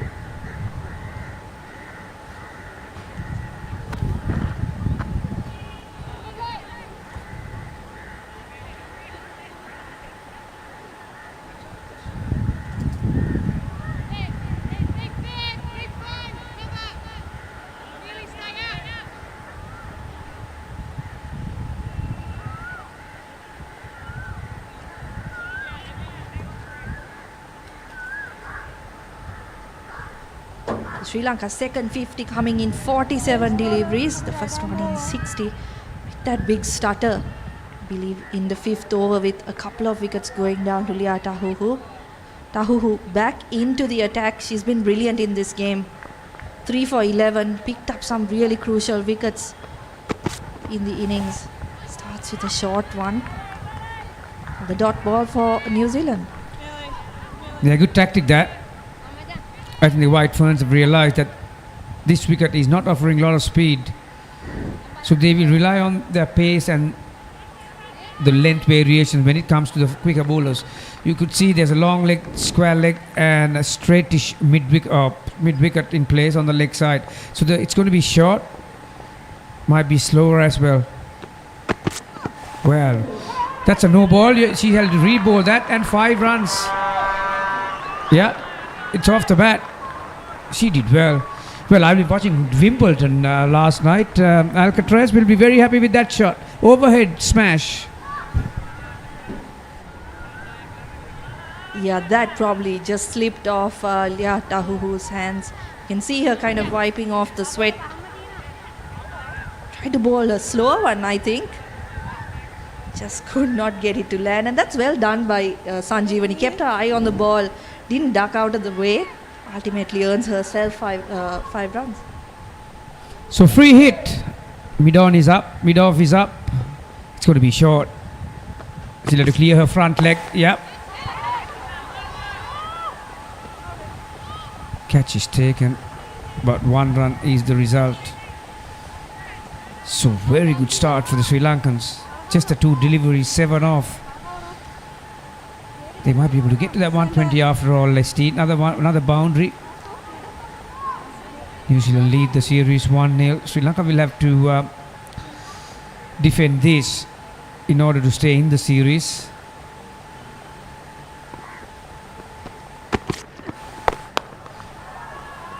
Another single, another short delivery from Lia Tahuhu. That's been her tactic They've come back for 2. In fact, that's brilliant running.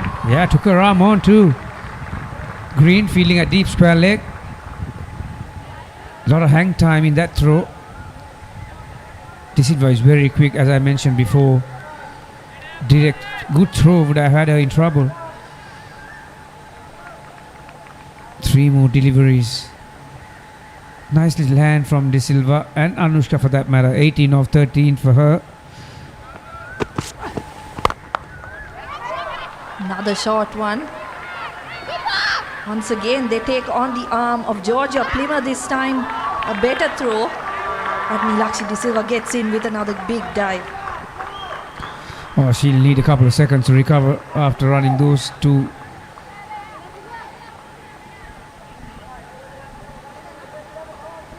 Yeah, she's taking in some big ones. De Silva. Good to see Anushka is trusting her partner as well. What she had to do from the boundary. Oh, that's up in the air. Comfortably taken. There goes De Silva. Her contribution. Runner ball 22. 1 more delivery to come. Amelia feeling at deep mid wicket. Taking a comfortable catch. So that's the 4th wicket for Liata Huhu. Incidentally, she picked up 4 in that first ODI, or second, wasn't it? Second. So by far, she has been the highest wicket taker in this tour for the White Ferns. Last batter in, and this is how the last wicket fell. Again, lack of speed. Spliced it really. Wasn't off the middle of the bat. But watching all the way to her hand, that's good technique to take a high catch, ST. Yeah, the White Ferns have been pretty sloppy in the field throughout this tour, but that's a good catch, as you mentioned. They've held on to the chances today. Lakshi De Silva, good hand from her 22 of 26, has got Sri Lanka close to that 120 run mark. At the toss, Chamari Athapattu mentioned that they'd be looking at about 140. Unfortunately, not able to get close to that total. 1 delivery to go. Sugandhika Kumari on strike.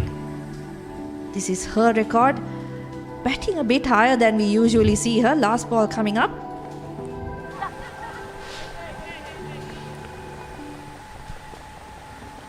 Yeah, one run to finish the innings for Sri Lanka. 118 is what they end up. That was good bowling from Liata Huhu. She finishes with 4 for 21 of her 4 overs. Really good bowling display. Every one of those deliveries in the final over just short. So Sri Lanka 118 for 6 after 20. Anushka Sanjeevani finishing on 18 of 13. Sugandhika Kumari not out on 0.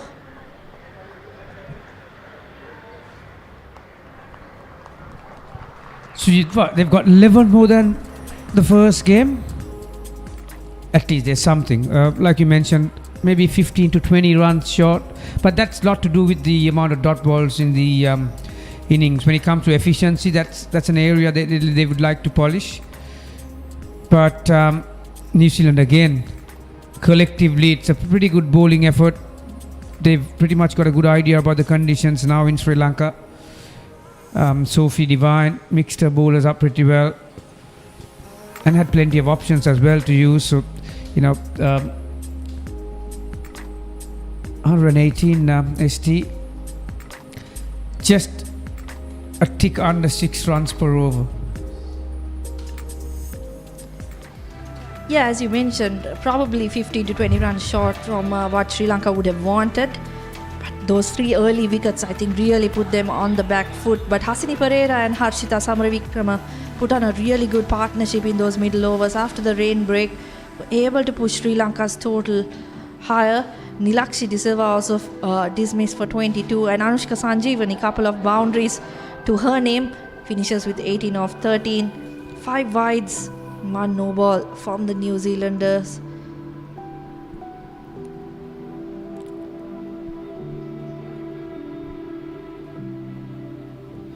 Here comes the bowling card. Casper went for 3 overs, 28. Apart from her, you could have made a case for pretty much all the bowlers, really. Fran opened the bowling nothing in the wickets column. So is Sophie, just 1 over. Amelia bowled her 4 overs at a runner ball. But the pick of the bowlers easily, Liatahu, who 4 overs, 9 dot balls in that, 4 for 21. Yeah, even Kasparek, it was that 1 over that she went for a 6 and a 4 that really ruined her figures. They bowled really well throughout this game. This is how things started for Sri Lanka. Vishnu Gunaratne getting a boundary in the first over, and then a crucial moment in the game. Eden Carson getting Chamari Athapat to run out. Huge mix up in the middle. And in the very next over, Tahuhu picked up Vishnu Gunaratne and Kavisha Dilhari, putting Sri Lanka in deep trouble, 14 for 3, before Hasini Pereira and Harshita Samaravikrama came together, put on a little bit of a partnership, found the boundary on and off. It was a good knock by Samaravikrama as well as Hasini Pereira, who is playing her first game on this tour. She was very impressive. Used her feet very effectively. That's how she went. Mistimed a drop kick on the onside, comfortably taken. De Silva was lucky to survive that. And then after that, there was another little partnership between her and Anushka Sanjeevani, which Sri Lanka needed badly at that point in time. That was in the gap for a very powerful sweep shot. That's how Samaravikrama went plumb in front.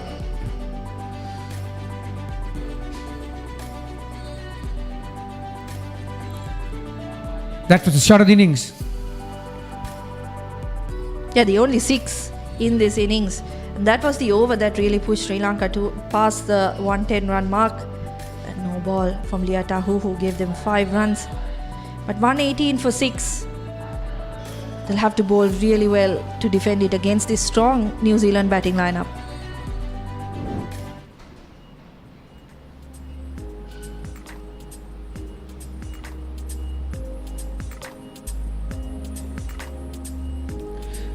So Sri Lanka was in New Zealand, the second T20. New Zealand leading 1-0, and Sri Lanka will have to defend that 118 in order to stay alive in this series. Yeah, it'll be tough work for the Sri Lankan bowlers, but they do come in with that extra left arm spin option. I think which is a good call by the management. They played Oshadi Ranasinghe in the previous game, but with so many right-handers in the New Zealand lineup, you get the feeling that they would need just one extra bowler to take the ball away from them. So that was good thinking from Sri Lanka. We'll have to see how she goes in the game, but you get the feeling that they'll have to bowl really well if they are to defend this total. So that's the end of Sri Lanka's innings. 119 to win New Zealand need. We'll be back after a short break with Sri Lanka with the ball.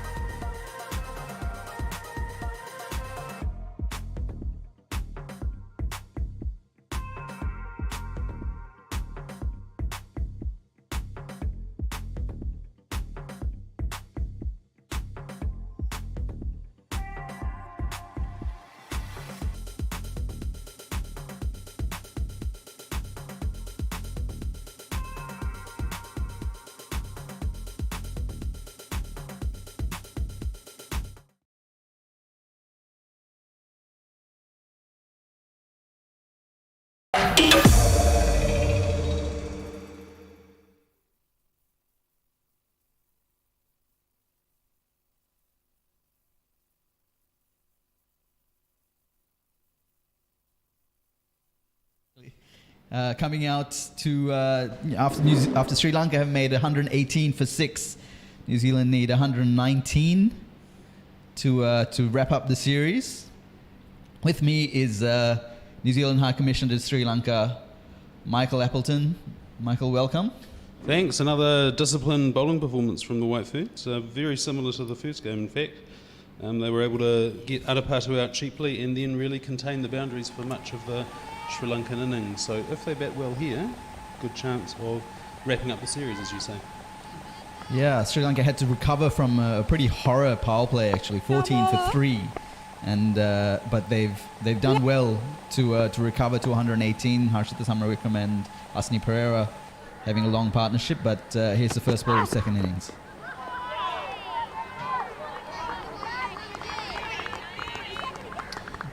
Yeah, well, and the intention there was clear from before even the first ball was bowled. Well down the pitch, looking for a big shot. Yeah, she's batting outside her crease, is Bezuidenhout, or she was in the last ball. I think she's gone back a little bit on this occasion because Sri Lanka brought the keeper up to the stumps. That's why that change has been made. Ooh, big appeal behind the wicket for a caught behind. Bowler didn't seem that interested, and neither is the umpire. But Anushka Sanjeevani, the Sri Lanka keeper, went up straight away. Was very interested in that one. Yeah, that'll be interesting on replay.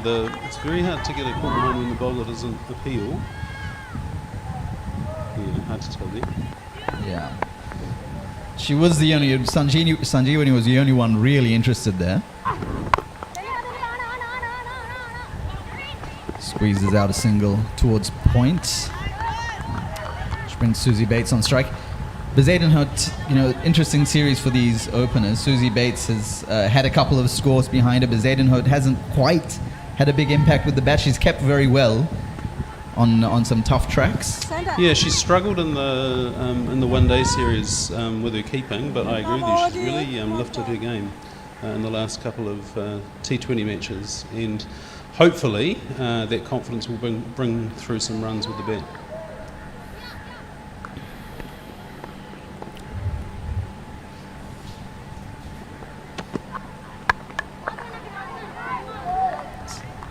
Suzie Bates, of course, played perhaps the match-winning innings, or an innings of that pushed New Zealand to that first win.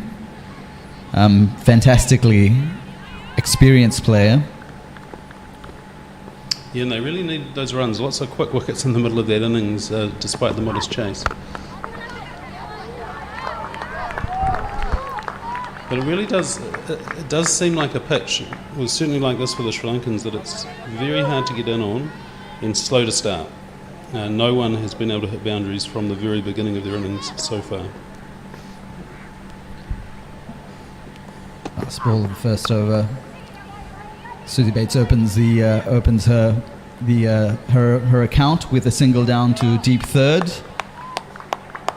Good over for Sri Lanka to start, but the New Zealand are 2 for no loss.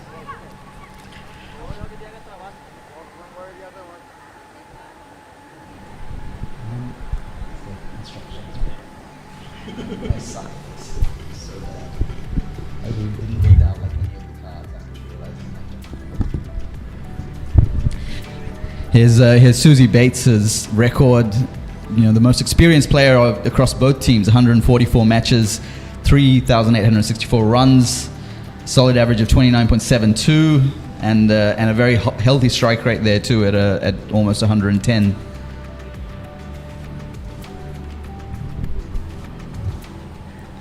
One of, I think it was 2006. She's playing 2006 where she made her career. She's just played for New Zealand forever, it seems. And she was here in 2012 for the World Cup, I think. Sugandhika Kumari's left arm spin to open up at the other end.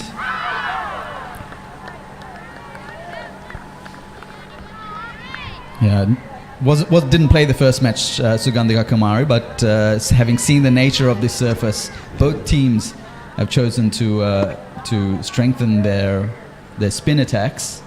So she comes into the side.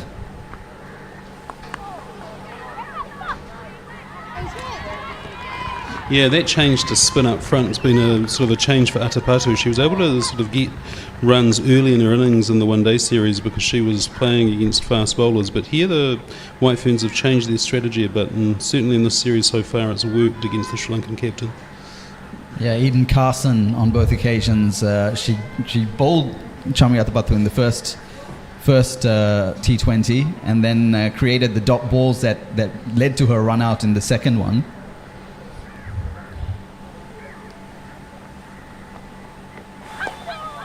Reverse sweep, but the short third fielder gets across nicely and cuts that off. A single to New Zealand. Yeah, even that shot selection, the inventiveness required to sort of even get a single just shows that really is a struggle to get runs here at the moment for the White Ferns openers.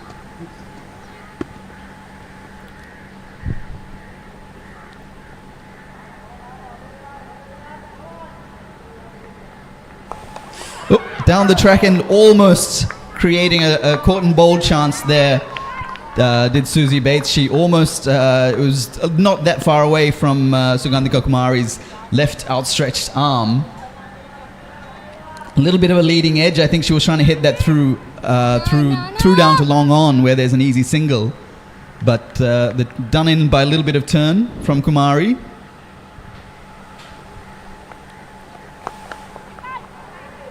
But a safe single down to the deep mid-wicket region to follow. Michael, what's going on this week? I think it's a busy week at the High Commission. I believe you have an opening at the end of the week. Yeah, well, on Friday, New Zealand's celebrating Matariki for the second time as a national holiday. Big appeal, but the umpire does not seem interested. I think that was headed down the leg side. And New Zealand 5 for no loss after 2 overs.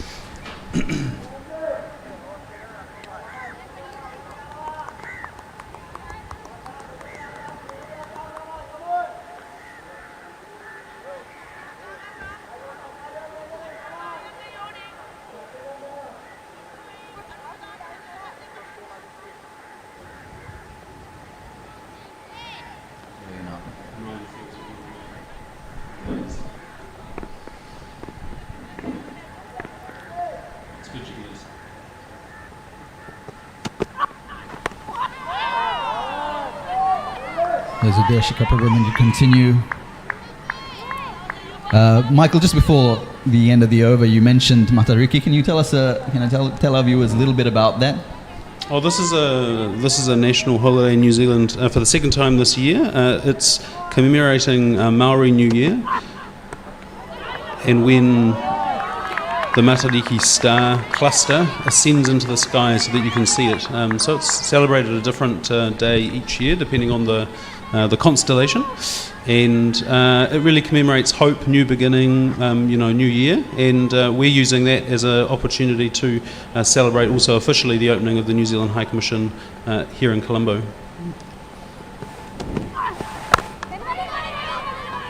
Tight offside ring fields for Susie Bates. Can't get that one through. Yeah, you can sort of see it with the field. It's sort of claustrophobic for the batters, and they have to start getting very inventive to try and score runs, and that's where wickets can come from. And deep thirds come into the ring as well, with long on now going out.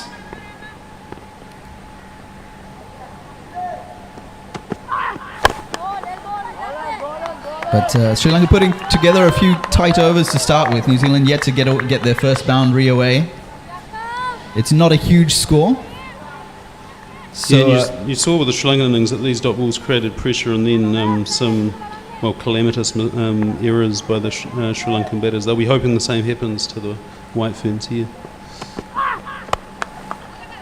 Yeah, important when you're defending a small total that you do all the basic things right. You can't afford any fielding errors. The field placements have to be spot on. And so far Sri Lanka kind of keeping a lid on the scoring. You suspect that Susie Bates will play herself in and then attempt some big shots. She has tried a couple so far, not without a lot of success.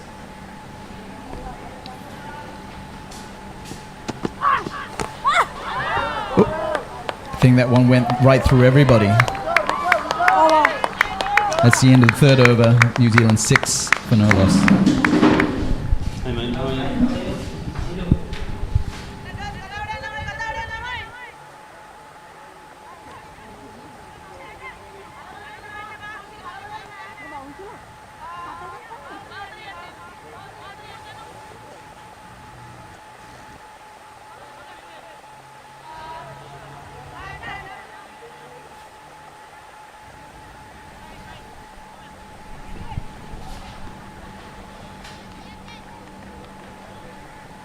Sugandhika Kumari to continue with her left arm spin.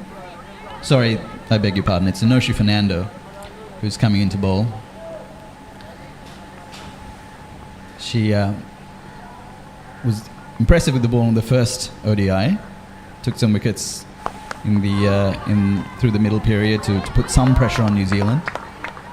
Now you can see the intent from Bates has used her feet well right through the series, right through the tour. And she's come down a lot to the spinners. Tried it again, but just tapped it down to mid-on that time. This time stays in her crease and lifts it over that mid-on fielder. Had to reach a little bit for that one. That was pitched wide off stump by Inoshi Fernando, but Bates gets a solid connection, well enough to beat that mid-on fielder. And New Zealand pick up their first boundary through Bates. Yeah, and that'll relieve some of the pressure. You could feel with every dot ball, the batter's getting slightly more uncomfortable, but that'll release things a little bit. A good option from Bates. She found the gap well, and a very much needed boundary. And long on goes back after that one. Long on and deep mid wicket. The two fielders on the boundary. It's a single to follow the boundary up. Yeah, and you see slightly more space after hitting a boundary gets you a easy single in the ball that follows. So good sequence here for the Whiteferns. Michael, what have you thought about New Zealand's adapting to Sri Lankan conditions during this tour? They don't play here very often. Yeah, I think that was probably an aspect of the first game down in Gaul. There's a brief appeal, a curt appeal from Inoshi Fernando, but it's turned down. Well, I think it's often the nature of these tours. They're so short that so few days after they arrive that there are no sort of practice games. So I think it took a little bit of time to get used to it. I mean, I think especially the bowlers bowling to someone of Atapatu's class, that took some time to acclimatise. But we've seen in the T20 series, I think, a much more composed bowling performance through the series so far from the Whiteferns. And just for our viewers who don't follow Michael on Twitter, an absolute cricket nut. I think he's. I think even by cricket Twitter standards, you're tweeting statistics especially. But that's the end of the fourth over. New Zealand 13 for no loss.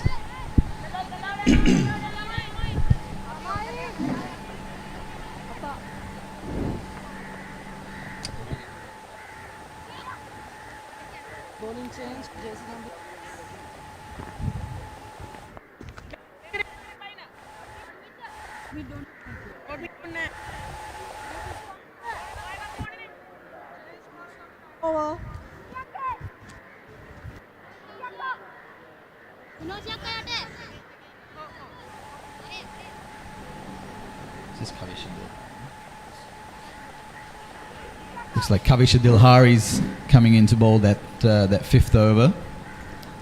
But just before the over ended, we talked a little bit about Michael and his love for cricket and statistics in particular. So it's something that you've had for a long time, something you've been interested in, been a long-term passion for you? Yeah, I think watching this ball. Let's hit out towards deep mid wicket where Sri Lanka do have some cover. Yeah, I think one of the great things about cricket and the fact that so many things can be counted is you could have such arguments about whether this player is better or this player is better, or the team right now is better than the team from 20 years ago, and numbers help paint a picture of that. It's tapped just towards that mid-wicket region where there's a lot of space again. But it's interesting with players, really, is I think you talk to them that some are absolutely obsessed with their statistics. Daniel Vittori was one New Zealand captain who was, and some don't care at all, not at all interested in that part of the game. Just as we look through Kavish Dilhari's stats, 36 matches, 19 wickets, an economy rate of 6.38. Very much a developing right-arm off-spinner for Sri Lanka. Down the track, this time from Bernadine Bezuidenhout, and she clears that mid-on fielder this time and picks up another boundary for New Zealand. Again, a similar kind of approach from Bates, down the track a little bit, doesn't quite get to the pitch, but gets a good enough connection. Yeah, in a modest chase like this, what you want when a new bowler comes on is to put them off their stride early with boundaries like that. Really makes it hard for them to settle. Long on goes back again. Attempts a reverse sweep this time, but can't beat short third. And you find yourself being drawn into debates on Twitter. I think that's the thing that I struggle the most with. I try not to get into arguments about cricket online, but usually end up failing at that. Yeah, I think another single down to it. Long on there. I think getting drawn into debates can be very dangerous, especially if the other person cares more about the thing than you do. And so I try and avoid it, whether it's about cricket or about other things that I care about. It's best just to stay out of it, unless it's like with a friend of yours or very cordial. Yeah, those are wise words, I think. Decent over for New Zealand comes to an end. Then a 22 for no loss after 5 overs.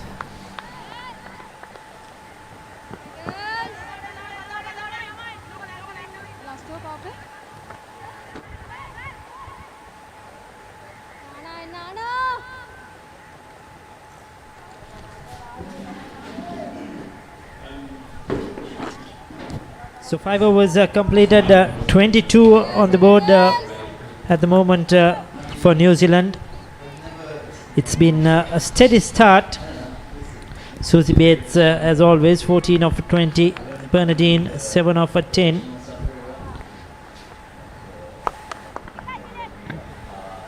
So I think we have a bowling change.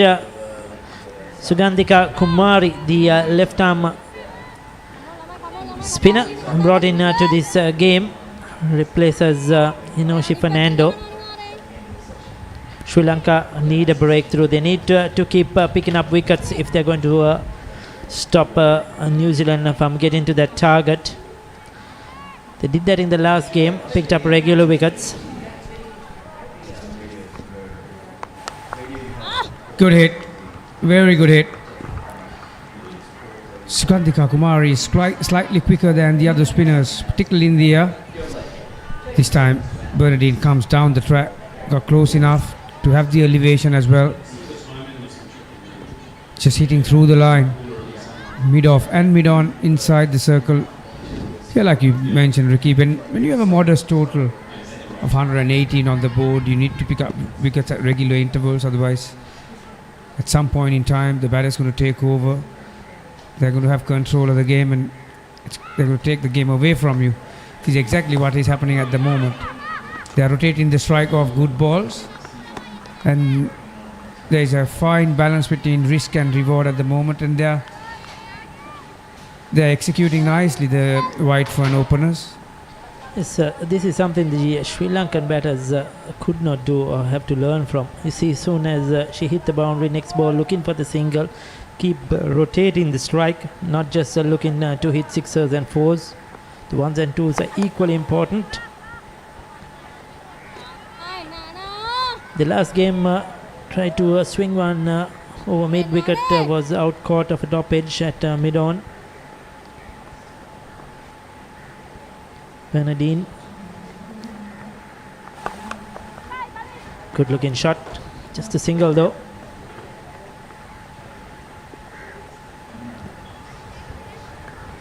Run rate required 6.35. They started this chase with just a tick under runner ball required. This is the final ball of the first power play. Bernardine on 12, going at runner ball. Susie 16 of 23.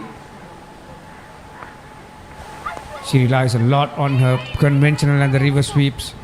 Bernardine, this time Inuka Ranavira feeling at that 45 positions. You need a very good fielder when Bernardine is on strike. In that position, 45 on the offside as well as on the leg side, because she relies on her sweep shots. 30 for no loss after the first power play.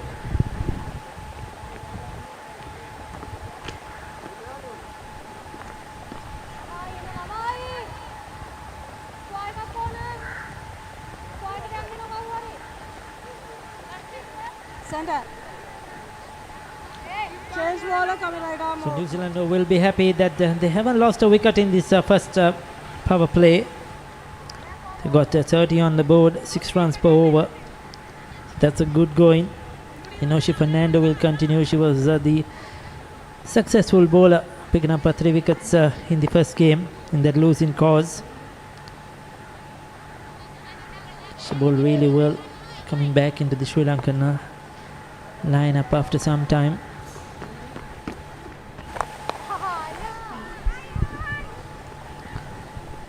Once again, going for that sweep shot.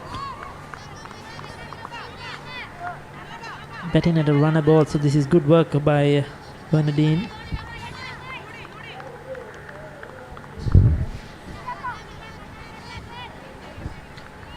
Three deep on the onside. There you go, Asanka Jayasuriya, the reserve umpire or the 4th umpire in this game, doing his hard work. Now that the first power play is finished, Ricky, you're allowed to have 4 fielders outside the circle. But Sri Lanka is defending runner ball situation here, so I know it's on the table, but is it an option? You need to keep your attacking instincts as a skipper and try and buy a wicket. Oh, there's a top edge. That's well played.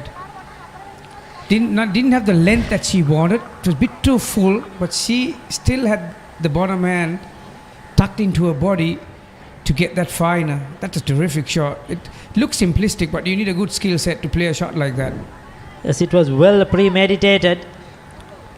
She had already switched to play that shot even before it was bowled. I thought Inoshi Fernando had some time, even if she wanted to do a change up there, but she kept it straight, and Bernardine successful. Oh, is that an opportunity? It was away from the wicket keeper. Difficult one. Would run down to the boundary.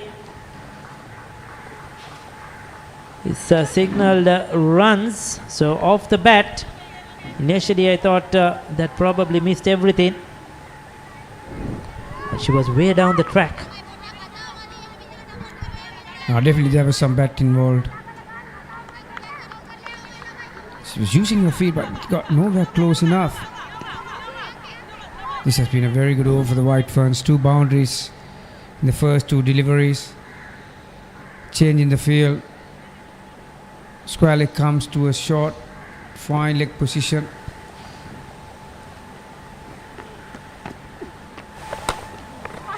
What's that? What do you call that shot?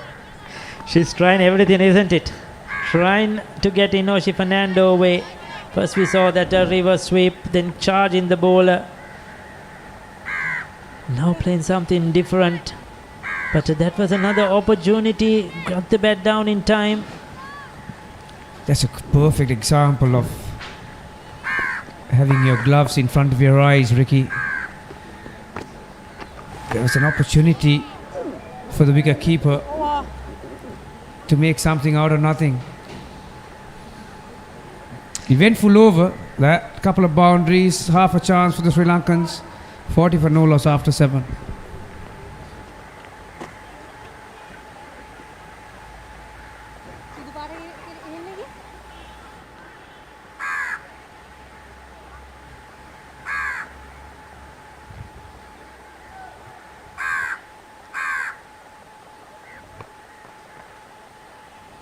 Banyak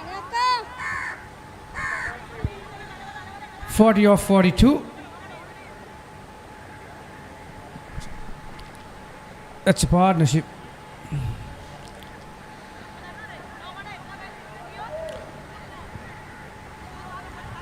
boleh kapan keluar nak hari?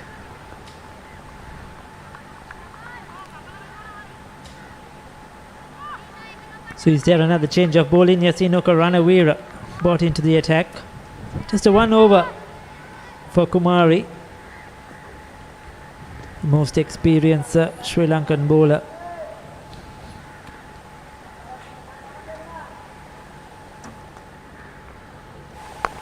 Straight away using the feet Susie Bates. They've done this really well. They have not just stayed back in their crease, they have come down the track, they have played the sweep shots, the river sweeps, trying to unsettle the spinners, isn't it, Gamini, and not let them dominate proceedings. Yeah, you need those skills, Ricky. When you play on a wicket that is a bit too pace, you don't want to stuck in your crease and give one target for the bowler. And Ranavira might be one bowler who will be able to get some bite off this surface. Again going for that premeditated reverse sweep. Bernardine given runs off the glove. When Bernardine is on strike, you feel something is going to happen. Can be a boundary, can be a wicket. The way she's batting, she's taking on the bowlers, taking her chances. Terrific shot. Magnificent feet. Extension of her hands through the line of the delivery. Cannot get any better than that. With all these innovative shots in T20 cricket, Ricky, still the full face drive is pretty attractive to your eyes. And have a look at this one. It's Susie Bates, all class, isn't it? She's a top-notch player in international cricket. And she has all those good cricketing shots, so whether even it's a T20 game. Good batting that. Coming down the track for the previous ball, this time hanging on the back foot. That's being smart. Those things you cannot coach. That comes through experience. Trying to outread your opponent. You try to be unpredictable as possible in this T20 format.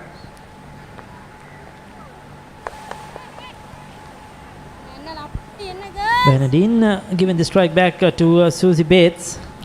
Ricky, a couple of good overs. Now suddenly the required rate is under 6. Yes, 18 runs of 2.5 overs. They were 30 after 5. So almost 6 runs per over again. So they're continuing that good work. Dot ball to end the over. Inoka Ranawira will take that. Still 8 runs off the over. 8 completed, 48 without loss.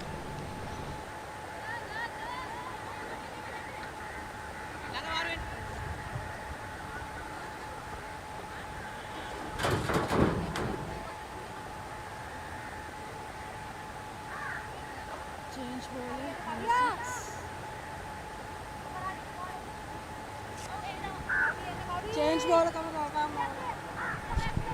Center.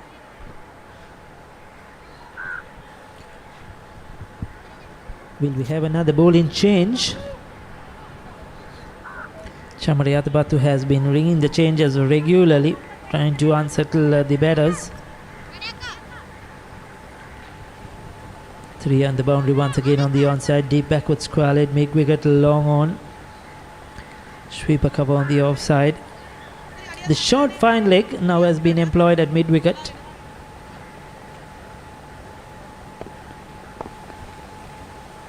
And 4 petrol in the inner circle on the offside. So Kavisha Dilhari, the offie. That's out. That's out. I mentioned a couple of deliveries ago, when Bernadine is on strike, something is going to happen. Either she'll get a boundary or either Sri Lanka will get a wicket, the way she was batting. The first delivery, no siders at all against Kavisha Dillari, charging the bowler way down the track. And this time the wicketkeeper makes no mistake. Once again, Bernadine getting out after getting a start, Ricky. I think even in the ODIs we saw a couple of times getting to 20s, but unable to hammer home her superiority in key moments, and that was another occasion. 24 of 21. Still a good hand though when you chase a modest total of 119. New Zealand losing their first, 48 for 1.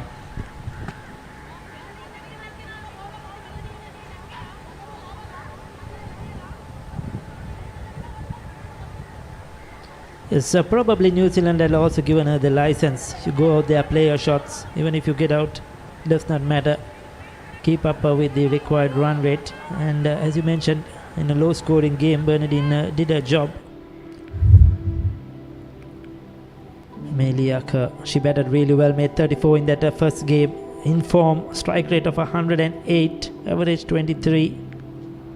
Very good player in women's cricket. This partnership is crucial here for New Zealand and both Sri Lanka. Sri Lanka need to get another breakthrough. They cannot let these two class players bat for a long time. They'll take the game away.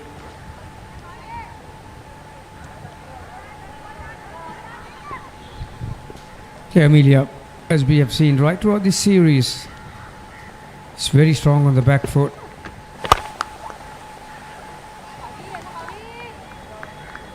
So you need to find the proper speed as well as the correct length to bowl. That was the last dismissal.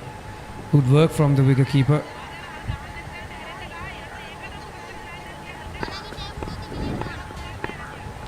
Sri Lanka now must try to build some pressure here, get some dot balls in, try to increase that required run rate. But Susie Bates, innovative. She knew there was nobody in the 30-yard circle at fine leg. Sri Lanka tried to build on this momentum. 50 on the board now, 50 for 1. Coming in the 9th over.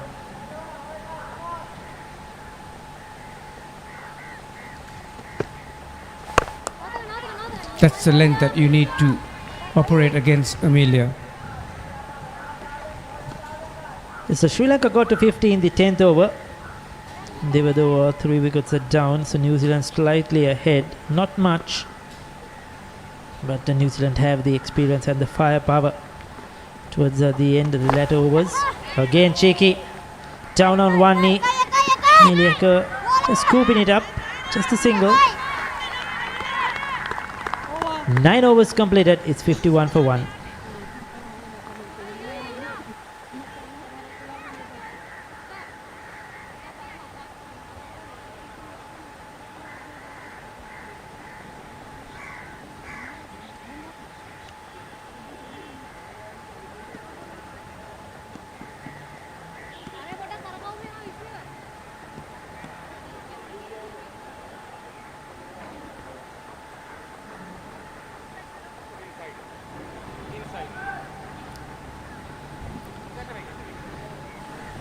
One of the traditional scoreboards that we have in Sri Lanka, Pisara Oval, the oldest test venue in this country. There's lots of history behind that scoreboard. Would have the names of some of the greatest players to play the game on that scoreboard in years gone by, even before Sri Lanka gained a test status as well. Yeah, talk about the history. The Don has been here.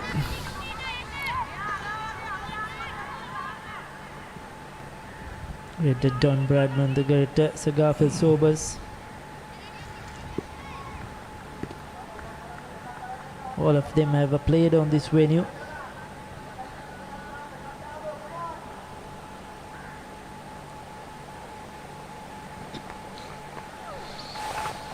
That'll be called a wide. She'll have to re-bowl that one. Sri Lankans cannot afford to be loose when it comes to lines. It's surprisingly, Inoka Ranavira was not at her best in that first T20 as well. Good work from the keeper again. Nice footwork.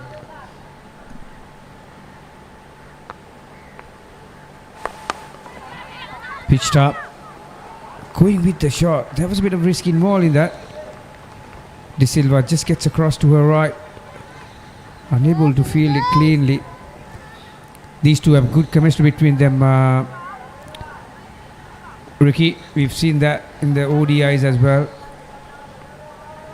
Now they've pretty much cemented their position, say the batting positions really. Amelia at number 3 now. Susie opens the innings, of course. So they have played a lot of cricket together, especially in this format.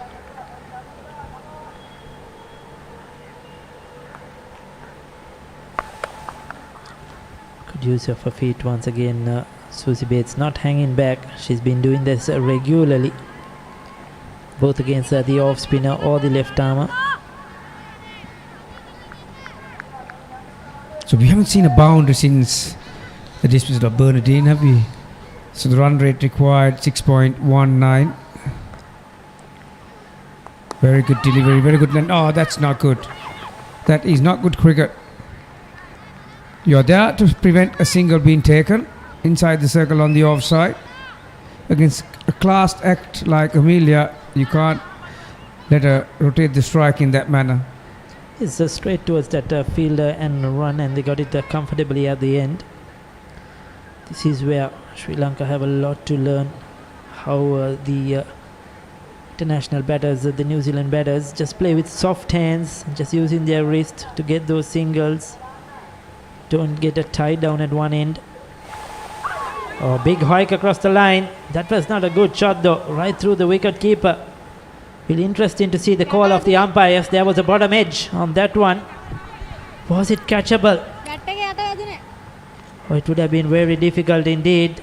But was it an opportunity, Gamini? Yes, there was. I'll tell you what, Susie, as you can see from her reaction, it was a lot slower. She was way too early on that shot. Bottom edge. Yeah, there's no chance for the keeper to grab that one.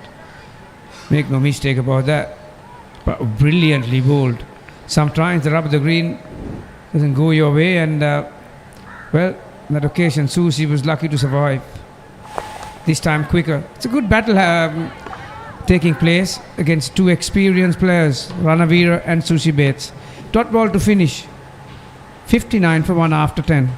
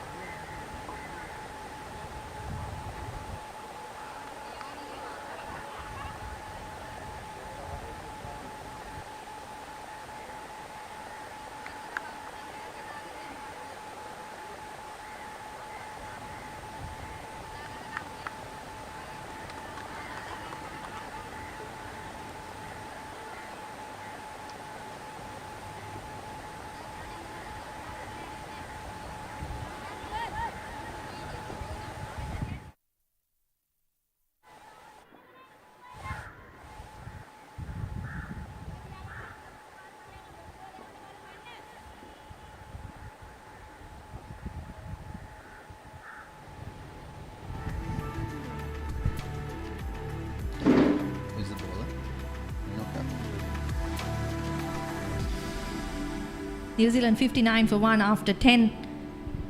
They've looked comfortable out there. Susie Bates once again doing the hard yards to start off the innings. 29 of 32. Amelia Kerr just in.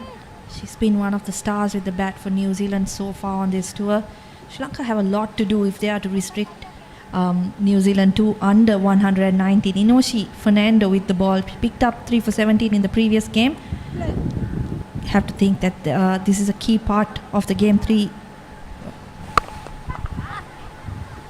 Yeah, it's been a little bit too easy for New Zealand. They haven't taken too many risks beyond the power play, but the chase is right on track. And Sri Lanka need a couple of quick wickets here to just put a little bit of pressure back on the New Zealand dressing room. Attempted a paddle sweep there, did Susie Bates, but I don't think she didn't get any bat on that, and it's been called a wide in the end. Yeah, she's used that shot really well in her innings so far, just putting it in the gap there, picking up a single or two. Sri Lanka not really plugging that area either, fine leg open.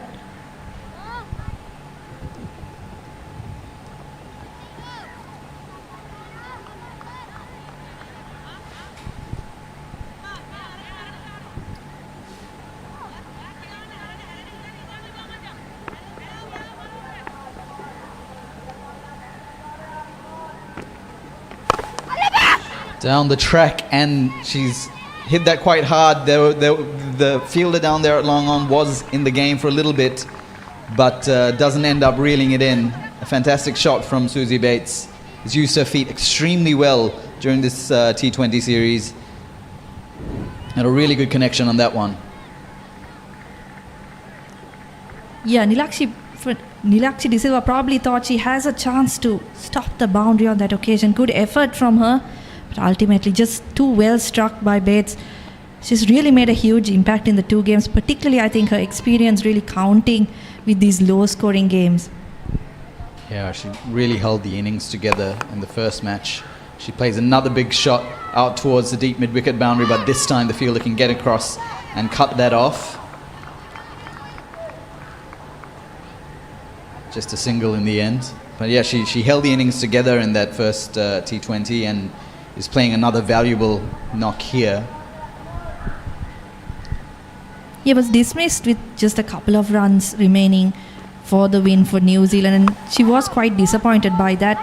Wants to keep going and finish things once she gets in tracks like this. It's not easy coming in as a new batter with a bit of pressure on and the spinners bowling from both ends. So this time she'll want to make up for that knock in the previous game, try to bat right through. Yeah, just 50 runs required from 50 balls now.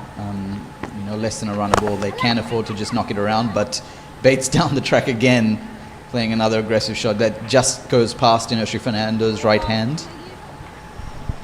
That's the end of the 11th over. New Zealand 70 for 1.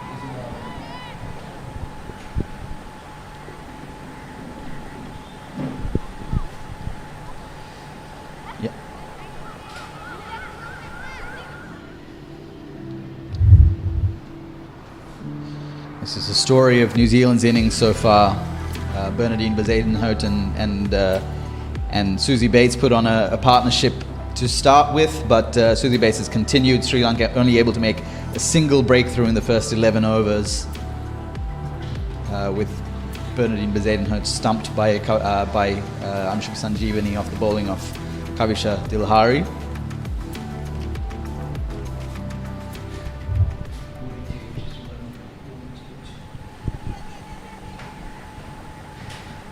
Sugantika Kumari into the attack. She's bowled 2 overs for 11 runs. Sri Lanka will want a wicket out of her. She's coming to this team after missing the 3rd ODI and the first T20. So she'll want to make a big impact in this game. 2 right-handers on at the crease as well. So bit of an advantage for her. Yeah, and you saw another paddle there from Emilia because she was a bit annoyed at herself for not getting it finer. I think she wanted to go much finer than that to give her the chance of getting another a couple or maybe even getting a boundary there. But New Zealand have been innovative in the way that they've played spin. They've done that classic thing that you need to do to spin. Either you come down the track, or you go back and you find a way to hit it, with the pace behind the wicket. And again, you see Susie Bates, that fine leg area is open. There's no short fine leg in, so that's quite a safe shot. Just an aerial paddle sweep. Sorry, that was Amelia Kerr again. Yeah, and we spoke about how Sri Lanka really struggled to keep rotating the strike in their innings. But New Zealand have found a way. They've used the paddle sweep to good effect, and they've used their feet well. And as we say, that Bates comes down the track once more, but can't pierce that offside ring field. We did see Sri Lanka use their feet a little bit more in this match than in the previous one. In the previous one, they stayed on their crease and tried to play from there mostly. Another powerful shot from Susie Bates. That one splits the gap beautifully. The long on fielder was in play again, and deep mid wicket was rushing there too, but it bisected them almost perfectly. Yeah, that really raced off the bat, didn't it? Inoshi Fernando didn't have too much of ground to cover from long on, but just not able to get there. Outfield also really quick despite the rain early on in the day.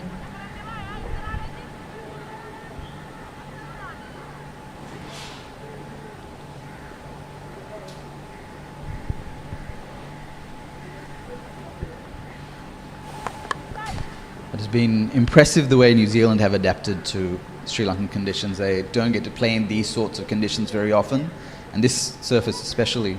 But we'll talk a little bit more about that after in the next over. They're 77 for 1 after 12 overs.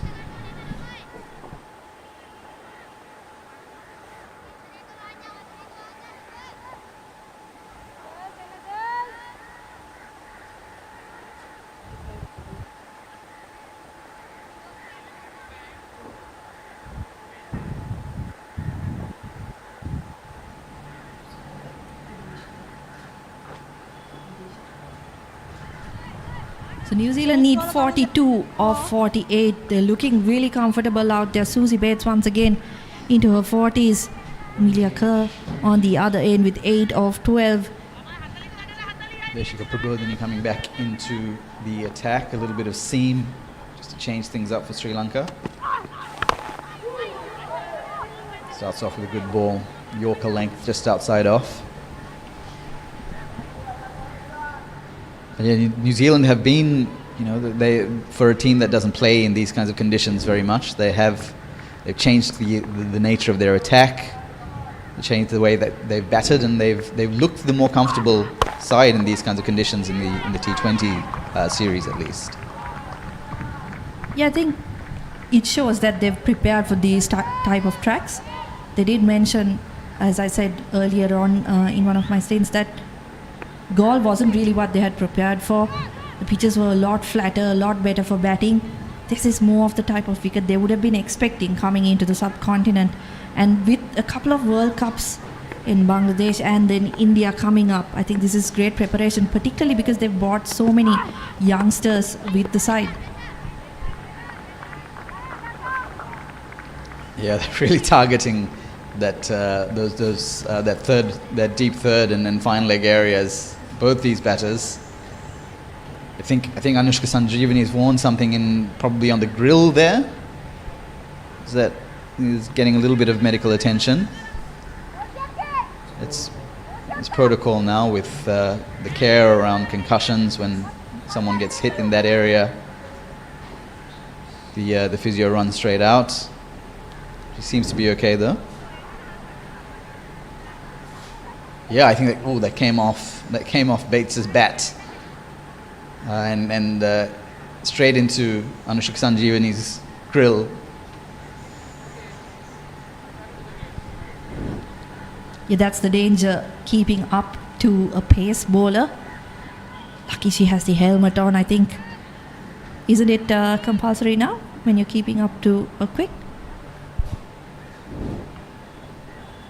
Yeah, I believe so. There's also all sorts of keepers over the years have tried all sorts of face plates. I remember Peter McGlashan, a New Zealand keeper, playing a baseball style face covering. It's definitely better safe than sorry when you're keeping to seam bowling.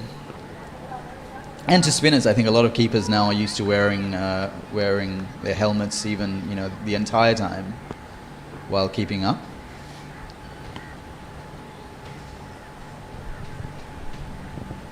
For Prabodhini, Sri Lanka do have a short fine leg, and she's pretty fine as well. Trying to cope with the option that the New Zealanders are taking with that lap sweep. Yeah, it's caused a couple of little problems in this over. That Yorker length ball just outside off. New Zealand batters Bates especially hasn't been super comfortable with it. Haven't been able to get her away the way she wants, but New Zealand have a lot of balls to play with. They don't need to be scoring particularly heavily at the moment. But Bates, brilliant shot there. She expected that one, another foolish delivery outside off stump. She moved across her stumps and absolutely nails that drive. It was almost, it was a short arm jab more than anything.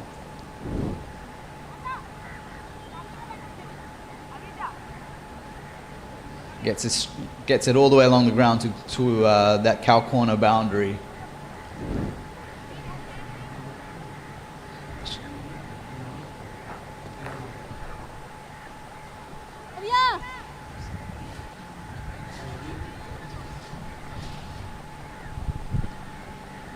So Susie Bates has moved on to 46 of 44.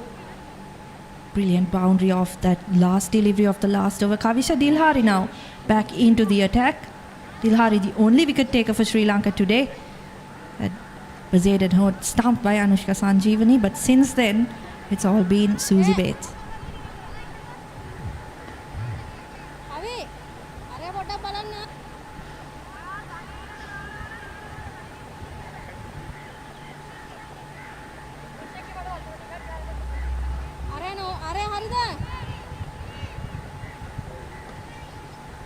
Short-ish mid-wicket, the only fielder in the leg side in the ring for Kavisha Dilhari as she bowls Amelia Kerr. She tries that overhead paddle again, and gets it nicely enough, gets it fine enough of that fine leg to get herself a couple of runs. It's not a shot that in years gone by you would have said was a safe shot, but with this kind of field. And with the kind of strokes that players practice now, a pretty safe option for Kerr.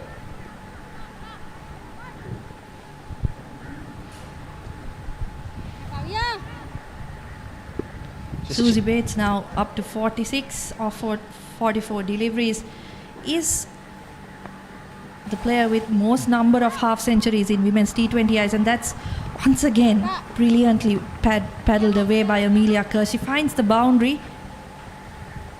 Yeah, was annoyed with herself in the previous over from this end when she didn't get it fine enough, but twice now, so 6 runs off 2 balls. That was a bit faster from Kavisha Dilhari, so she used the pace nicely. The fine leg fielder, there was no chance she was getting across to cut that one off. Yeah, and it's almost a risk-free shot, right, with Kavisha Dilhari spinning the ball into Amelia Kerr. No fielder, as I say that they've brought in fine leg into the ring. The fielder from short mid-wicket moving to that area. And Kerr responds by coming down the track this time, just chopping one into the offside, taking a quick single to Chamariata Pattu who runs in at cover. Again, that's what the New Zealanders have done so well, haven't they? They've rotated the strike when they're not able to find the boundary. Sri Lanka look like they really don't have too many answers in terms of how to restrict them right now. Yeah, they've looked comfortable, and whatever challenges Sri Lanka have thrown at them in terms of bowling style or fielding positions, they've managed to find a way to score pretty comfortably. It's been a convincing batting effort so far.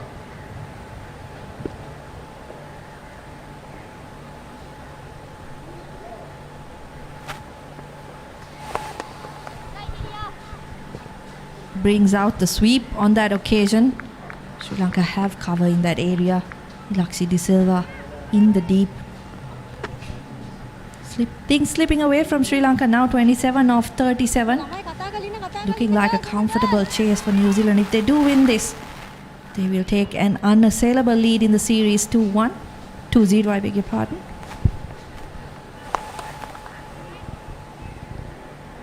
And they'll take a lot of comfort in that after, you know, what perhaps for them was a bit of a shock loss in the ODI series. It's 14 overs gone, 93 for 1 New Zealand.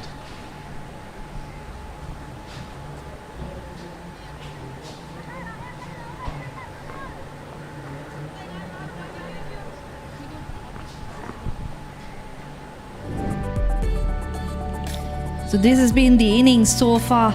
New Zealand looking really comfortable in the middle. Started off well with Susie Bates and Bernadine Bezuidenhout. With the keeper's dismissal, Amelia Kerr's come in. They built another good partnership. Not looking easy for Sri Lanka. They've used their feet really well, used the crease really well. Sri Lanka have not really had any answers to what the New Zealanders have brought to the table. That was the wicket of Bezuidenhout. Bates using her feet well, finding the boundary, seems at will.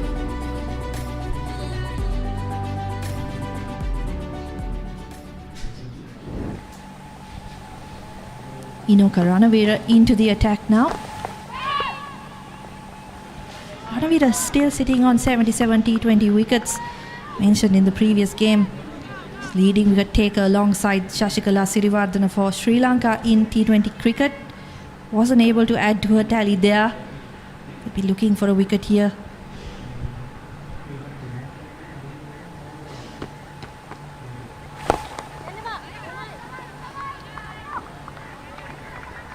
Wants a little bit of a leading edge, but safe enough for Susie Bates, who's too short of a very well-deserved half-century.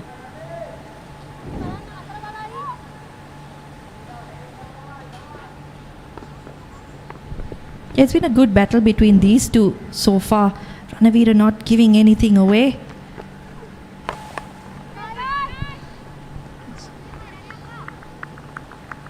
Picks up an easy single to deep square leg. But Estelle, in these kinds of situations, what can Sri Lanka do to kind of shake things up and to prompt some false strokes from this New Zealand top order? I think whatever they've brought up, New Zealand have really played it well. It's a beautiful shot by Amelia Kerr through the gap on the offside. I think that's one of the few boundaries we've seen on the offside in this partnership. So they've played the field really well.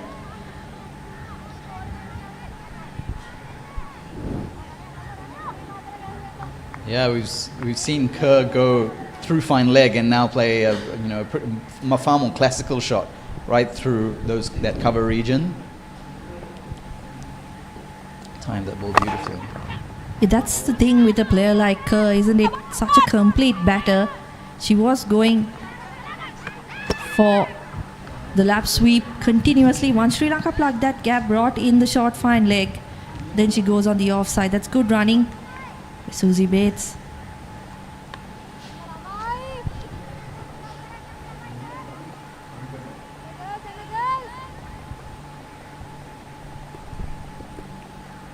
$100 up now for New Zealand. 14.5 overs. Partnership of 52. 40 deliveries. That's the end of the 15th over. New Zealand 100 for 1.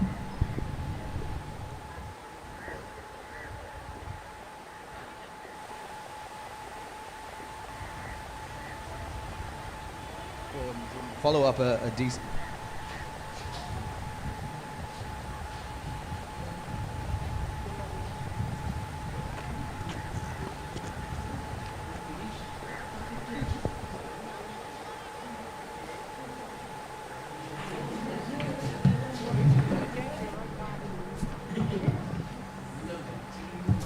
So second wicket partnership, 52 of a 41. Amelia Kerr and Susie Bates, the two experienced players taking on the Sri Lankan bowling. It has been a dominant performance so far with the bat. Chamari Athapattu bringing herself on into the attack, trying to get a wicket, trying to do something. And what a half century. 50 of 50 to Susie Bates. Well played. Continuing the good form on this tour. Continuing where she left off in the first T20. 26th T20 international half century to the experienced world-class Susie Bates. 6 fours in this innings at a strike rate of 100 on this surface. It's very good batting. Kamini, they have come out with a plan. I think it's a total different approach to how they batted in the first T20.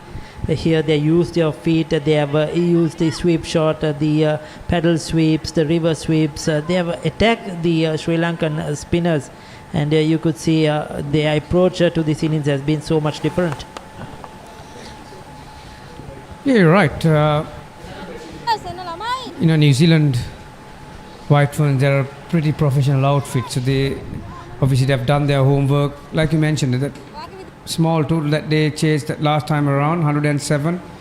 They got into a bit of a hole and then somehow they were managed to come out of it. But today, like you mentioned, they've used their experience, and playing on this surface 2 days ago also must have helped, because these girls are very experienced and they've played right around the world. We know Amelia played in the Women's Premier League in India, Ricky, so she knows the onions when it comes to these kind of tracks, and comprehensive performance days.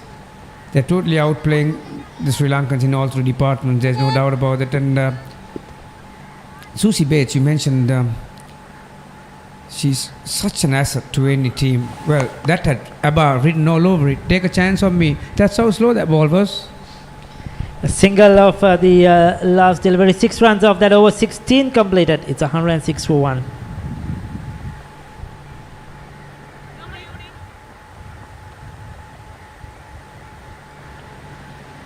So 26th half century in T20 internationals for Susie Bates, still out there. It has been a very impressive innings. Used her feet really well against the spinners, and played at some top-notch shots, correct cricketing shots. She generally likes to play straight and go over the bowler's head, mid-on regions, and just play the bowlers on their merit.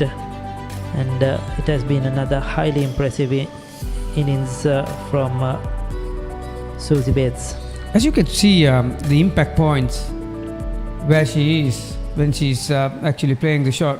She's so far in front, standing right back on the crease. She's playing with the bowler's mind when it comes to the length, and all your knowledge is your experience, Ricky, and we know how she's been there for donkeys, hasn't she? She has made her debut in 2006, so. Yes, at one stage the required run rate was well over 6 runs per over as well, Gamini. That's in the air though, this could be a wicket. This time Susie Bates trying to hike it probably over mid-wicket, playing against the turn of Inoka Ranavira. Gets a leading edge, just bubbles up on the offside, easy catch. Ever since Ranavira came into the attack, it has been a terrific battle between these two. And this time Ranavira having the final say. That was a lot slower, and Susie, one of very rare shots in her innings, looking to break her wrist towards the mid-wicket, and that one spun. But nevertheless, she has done the bulk of the work for the New Zealanders to get through the line here, get over the line I should say. 52 or 53 in these kind of conditions. That's a terrific knock. 107 for 2.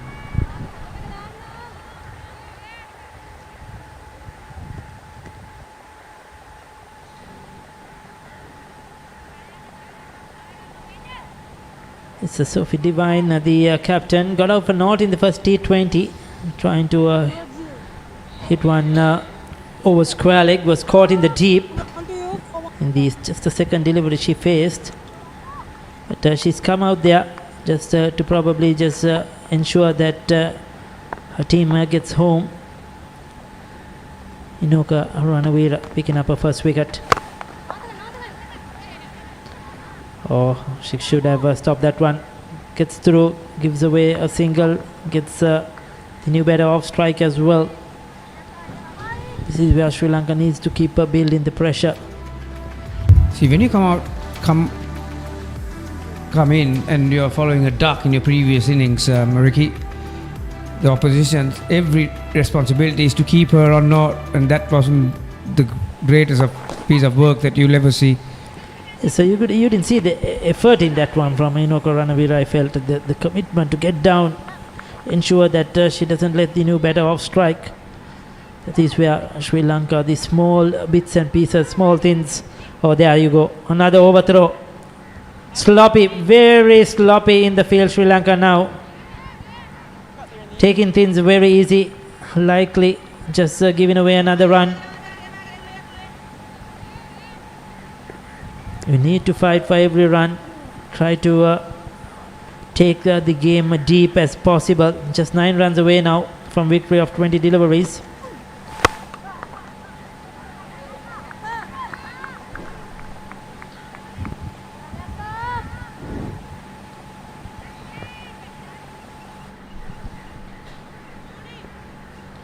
See, just a lob to the bowler, and Inoka Ranavira wasn't ready for that one, took it very likely.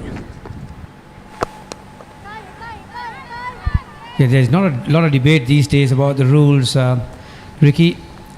After that Bairstow incident in the Ashes, so you got to know when the ball is dead. That's why in white ball cricket, most of the time the fielder sends the ball back to the wicket keeper and take it back to off first, so the ball is dead. We'll come back to that. 1-1-1 for 2.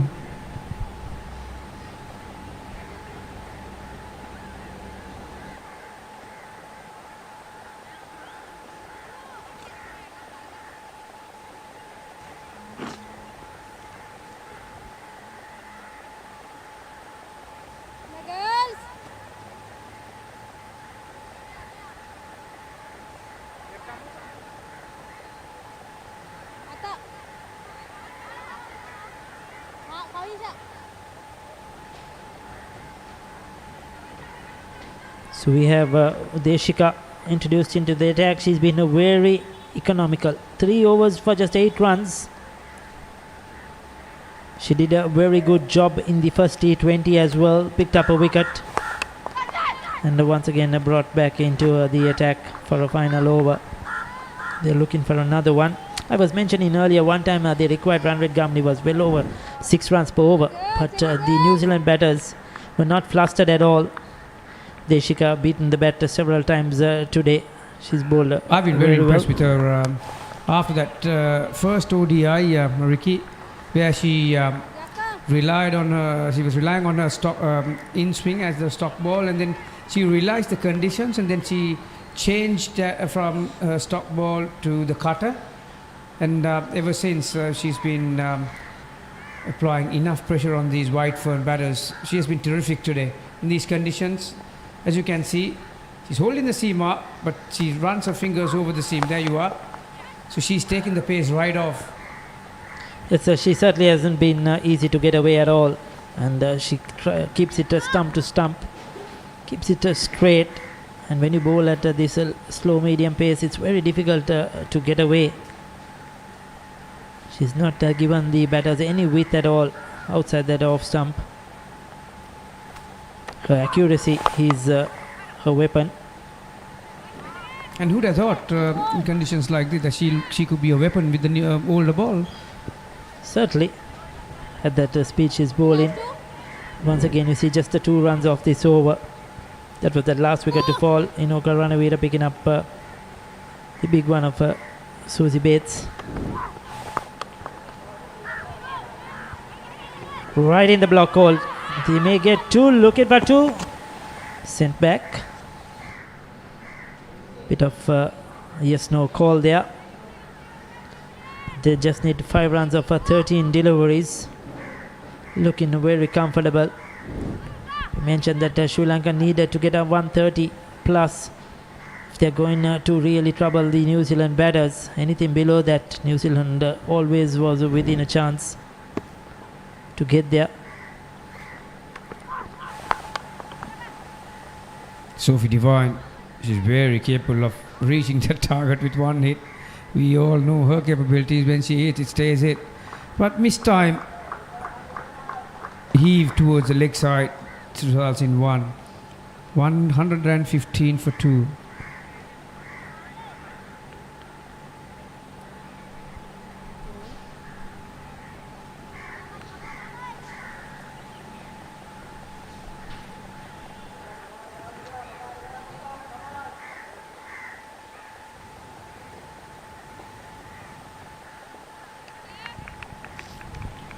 They won the last game in 18.5 overs. So we are into that 90th over once again. I'm sure they'll be looking to finish it off in this over. It has been a very comfortable run chase, you'll say, because they've always been in control of this run chase. There was not at any given time that you would have felt that Sri Lanka were in control of the game. Right from ball number 1, they looked comfortable. Kept picking up those singles, ones and twos, hit the loose ball away, and played some positive cricket.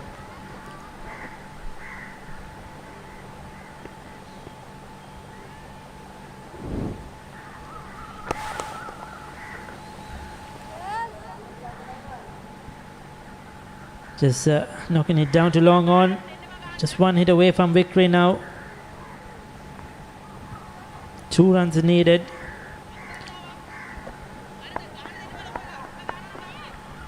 Will Sophie Devine finish it off in style and take this unbeatable 2-0 lead in this T20 series? Well, she has left her younger partner, Amelia, to do the honours of scoring the winning run. She has been outstanding. Picked up wickets in the first game, scored 34 in the first game. Today once again was good with the ball. 32 now of 32 deliveries. Brilliant all-rounder, Amelia Kerr for New Zealand. And there you go. Finishes off in style indeed. Just chipping it over the bowler's head. Picks up that single. And they are home, New Zealand. This time it took them 18.4 overs. 1 delivery less than the first T20.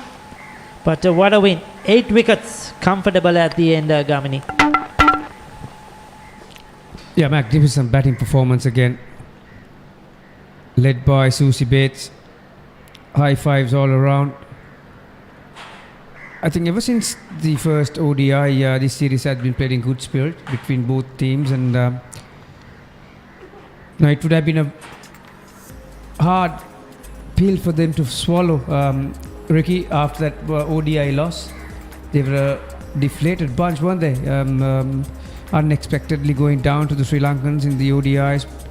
But they have rectified all those areas that they have to, and comprehensively winning the series 2-0 with 1 to go. Yes, certainly it has been a professional performance by a world-class team in New Zealand. This is the cricket we know they play, they are capable of. And yes, they would have been on the back foot after that ODI series, but in this T20 series, they have been clinical in both games, and today even better than that first one. Chamari Athapattu will be disappointed. Cut out for naught in the first game today, run out in a big mix-up, and she hasn't been able to carry on a good form and contribute so far in this T20 series as the teams go through their rituals, the handshakes, and I'm sure New Zealand will be very, very happy. After losing the ODI series, now they won this series 2-0 with 1 game to go. They'll be looking for a whitewash when they come back in 2 days' time here to the Oval. And all 5 occasions they won the toss, selected won the toss and taken their decisions in this T20 series, chasing in both games, and it has been successful for them. We had some rain, we had a bit of a drizzle cloud cover, but at the end of the day we had a good game of cricket here at the Oval. New Zealand on the happier side. The dugout will be very, very happy. The senior players have taken on the responsibility. Susie Bates, Amelia Kerr, Sophie Devine, Leah Tahuhu with the ball. They have stood up and performed when it has mattered, and got over a young Sri Lankan or inexperienced Sri Lankan side that we could you mentioned that name Leah Tahuhu. I think last thing, and anyone could have expected for a quicker bowler to be the dominant bowler in these conditions, but she picked up wickets at regular intervals, and she did pin the Sri Lankan top order to the floor, didn't she? With some fabulous, magnificent spell of bowling. Picked up 2 wickets in her first over and never looked back since then, and that had a major dent in the confidence of the Sri Lankan top order, and that's why they wanted to be around 140 to 150, and they finished at 118. Bernadine got a start again, 24 off 21. Susie Bates was magnificent, 52 off 53. Amelia, she does what she does best all the time, comes up with some sort of a contribution every day of the week. 33 off 33. Sophie Devine came and finished things off.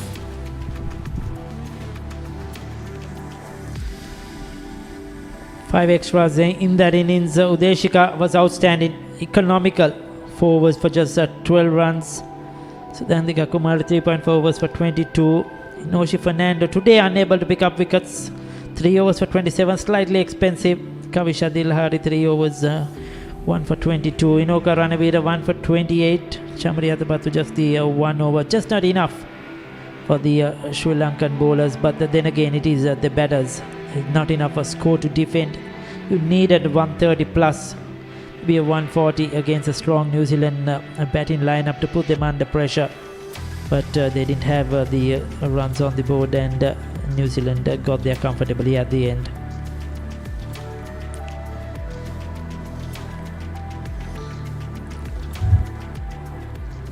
They came out aggressively, played their shots. Susie Bates and Bernadine, they were not afraid to take on the Sri Lankan spinners. Though the Sri Lankan spinners tried hard, the New Zealand batters, they dominated.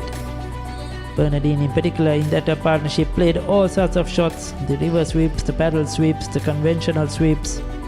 She was not afraid to come down the track until she missed one and was stumped, but she took her chances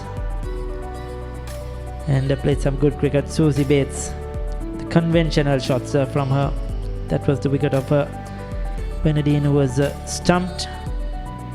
Thereafter, Amelia Kerr joined Susie Bates in that partnership, and they just took the game away from Sri Lanka. 2 outstanding players, 2 outstanding batters, and they knew how to get about their work.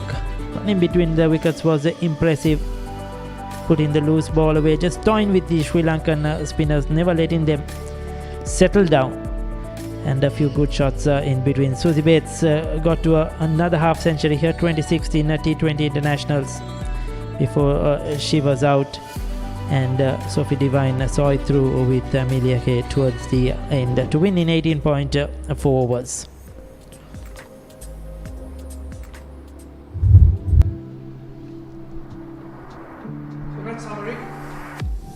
Losing the toss and being invited to bat first. 118 for 6, losing their skipper for a run out. Middle order batters contributed with Hasini 33, Harshita 23. Leah was terrific, 4 for 21. New Zealand 2 for 119. Susie Bates 52. Amelia 33 not out. New Zealand won by 8 wickets.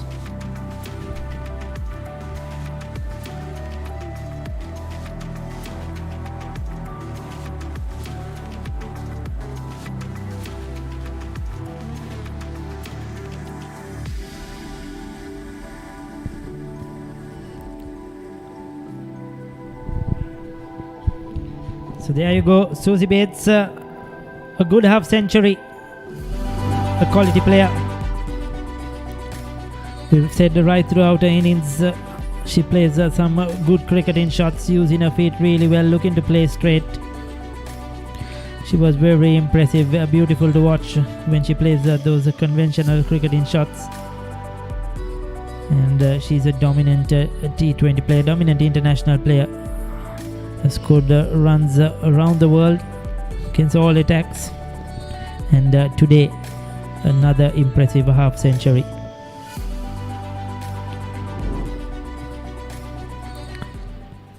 Leah Tahuhu, 4 wickets for her. Gamini mentioned, you would have not thought that a tall fast bowler will pick up wickets on this sort of a surface, but the length she bowled was very crucial. She troubled all the Sri Lankan batters just short of a length. That was a drag on by the youngster. Cut out early. Then that LBW of Kavisha Dilhari walking across her stumps. That was in the first spell. Those 2 wickets really put Sri Lanka on the back foot. Then came back and picked up another couple of wickets. Sini Perra was the first to go caught in the outfield. And she bowled impressively. Her length was the key on this sort of a surface, and identifying what has to be done. And that's the experience of Leah Tahuhu as well. So we'll go in for a commercial break, and soon after that it will be the awards presentation.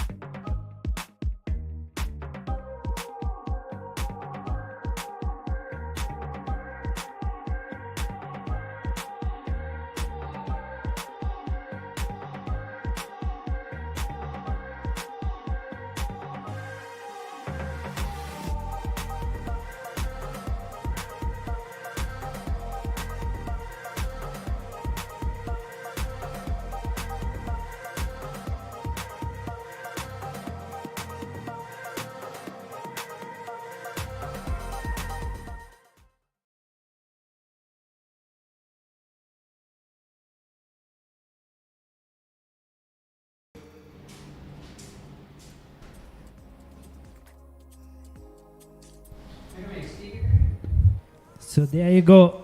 We have just completed the second T20 New Zealand women versus Sri Lanka women on this tour to Sri Lanka in 2023, and New Zealand taking the second T20 quite comfortably and taking a 2-0 lead in this 3-match series. Well, we'll take a look at who are the award winners, who is the player of the match. Down there in the presentation ceremony is Damit Weerasinghe.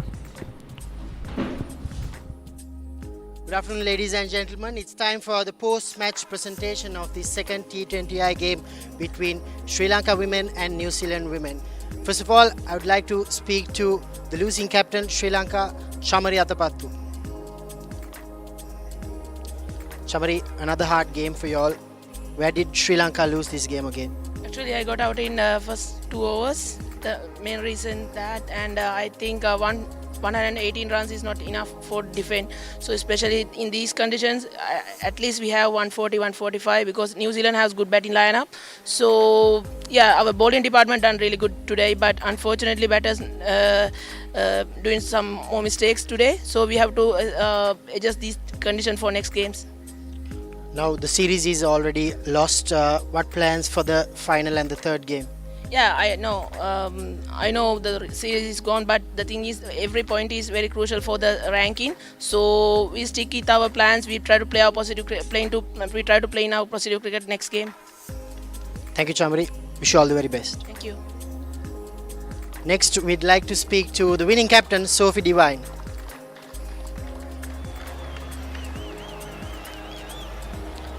Sophie, again, a good all-round performance from your team.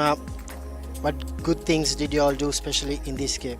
Oh look, I thought Leah Tahuhu was outstanding with the ball. It's obviously pretty spinner friendly, so for a pace bowler to be able to pick up a couple of key wickets was really, really crucial. And then with the bat, Susie again playing anchor, and then Melly being able to bat around her. So pleasing all-round performance. Again, you all had another extra spinner today playing this game. What sort of assistance did the spinners get? Oh look, I think the wicket's reasonably slow. I think it's sort of what we expected. So to be able to call on Fran and bring her into the side and have plenty of overs of spin is certainly a nice thing to have as a captain. But they all have to, perform, and they've done that really well today. Thank you, Sophie. Wish you all the very best. Thank you. Then we have the player of the match. To give away the player of the match award, I would like to invite His Excellency, the New Zealand High Commissioner for Sri Lanka, Mr. Michael Appleton, for her brilliant bowling performance, 4 wickets for just 21 runs. The player of the match in this second T20I International, Leah Tahuhu.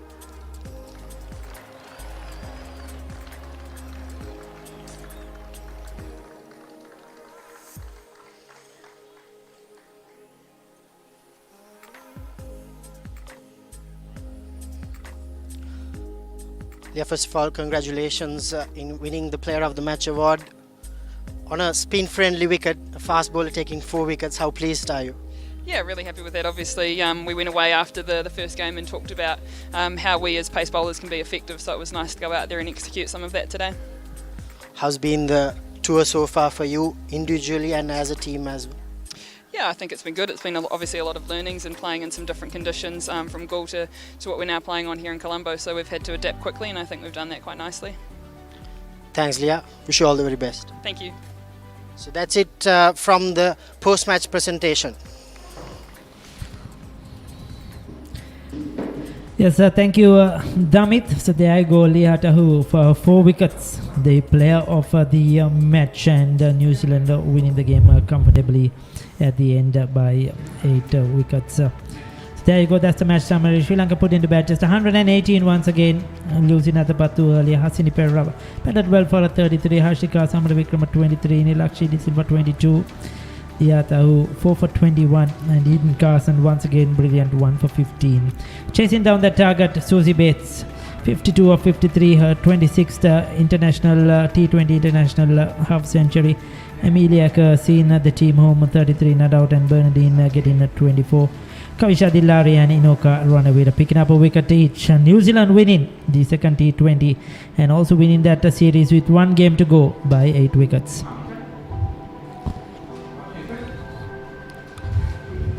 So 12-0 now in favour of New Zealand. T20 internationals, 12 played, all 12 to New Zealand. Sri Lanka still will have some hope that they could win the third one and win their first T20 international in 2 days' time against the strong New Zealand outfit.